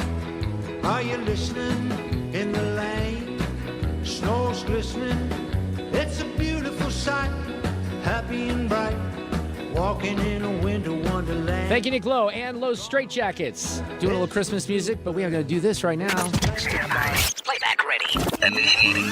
Now, the audio cut of the day. Okay, I think I'm going to do a little bit of a trifecta here and cover a couple of different topics. One is John Kennedy, and I've played this a couple of times, but my goodness, he's so good when it comes to being a wordsmith on the CR, which, by the way, we have a new continuing resolution. It's 116 pages. It's not 1,500 pages. He did say this before the new bill. I saw what you saw. I mean, it's a multiple vehicle pileup. I knew as soon as I saw the bill it was going to be trouble. The thing was as big as a Costco. Well, now it's not as big as a Costco, and they're going to maybe vote on it tonight. The second cut of the day is from earlier this year, but it's important today because the Wall Street Journal came up with some pretty good reporting talking about how many people covered up the mental deficiencies and physical deficiencies of this president. But let's not forget back in June when Joe Scarborough said this. F you if you can't handle the truth. This version of Biden, intellectually, analytically, is the best Biden ever. Not a close second. I mean, come on. Isn't that great? It is Kenny Wallace. By the way, Kenny's going to be here on Monday. And then Duane Patterson guided me into this. Shame on me as a radio host for missing this yesterday. I almost kind of give credit here to Dick Durbin, not because he deserves a pay raise, but because he trolls Manu Raju. CR, members are giving themselves a pay raise. Do you guys deserve a pay raise? Well, that's news to me. It's good news. You know, what has it been, 10 years or 14 years of no COLA, no change at all? I think it's about time something's done. You support giving yourselves a pay raise? Well, I don't know what it is. How would I not know about a pay raise? But I mean, people look at the performance of Congress and say, why should we give them more money? What about the media? Think about that for a second. And we're not paid by public money. I know you're not, but I mean, half of your listeners are not there anymore. Are you still getting the same paycheck? What's going on? Well, I mean, your taxpayer money. I mean, you guys deserve a raise. Let me tell you, I think that men and women serving in Congress, House and Senate, by and large, are hardworking, principled people and deserve to be adequately compensated. And no COLA for 10 years plus is inexcusable. Okay, I don't really agree with any of that, but I do agree with trolling Manu Raju. I did love that. And by the way, let's not forget that some reporters out there are subsidized in national public radio and public television. Let's get rid of that in 2025. Oh, man. We'll talk tomorrow. Got a Reardon Roundtable at 3. By the fire, in the war, we'll conspire. So unafraid about the plans we made. Walking in a winter wonderland. Dependable traffic on 97.1 FM Talk. We've got some slowdown. CF's hanging around 270 on your northbound side, right around 64 southbound side from Olive down to about Manchester. You've got 70 westbound spots that go through Kings Highway to about 270 eastbound side. That's slow getting into downtown. 64 westbound spots that go from Kings Highway out to 270. A little slow through Chesterfield, yet 364 to 70 eastbound side. Slow through Chesterfield, 270 to Big Bend is your delay. This report is sponsored by New Perspective Senior Living of Weldon Spring, Missouri. I'm Trent Erickson with traffic on 97.1 FM Talk. Hey, it's Mark Reardon for New Perspective Senior Living in Weldon Spring. This brand new facility offers state-of-the-art independent or assisted living and memory care, and now has holiday specials on select apartments. Visit npseniorliving.com or call today to schedule a free lunch to experience senior living redefined for yourself. Are you worried about the state of the economy? Concerned about market crashes and rising inflation wiping out your savings? At Noble Gold Investments, we understand your fears and have a solution. Call us today at 1-888-403-1050. Imagine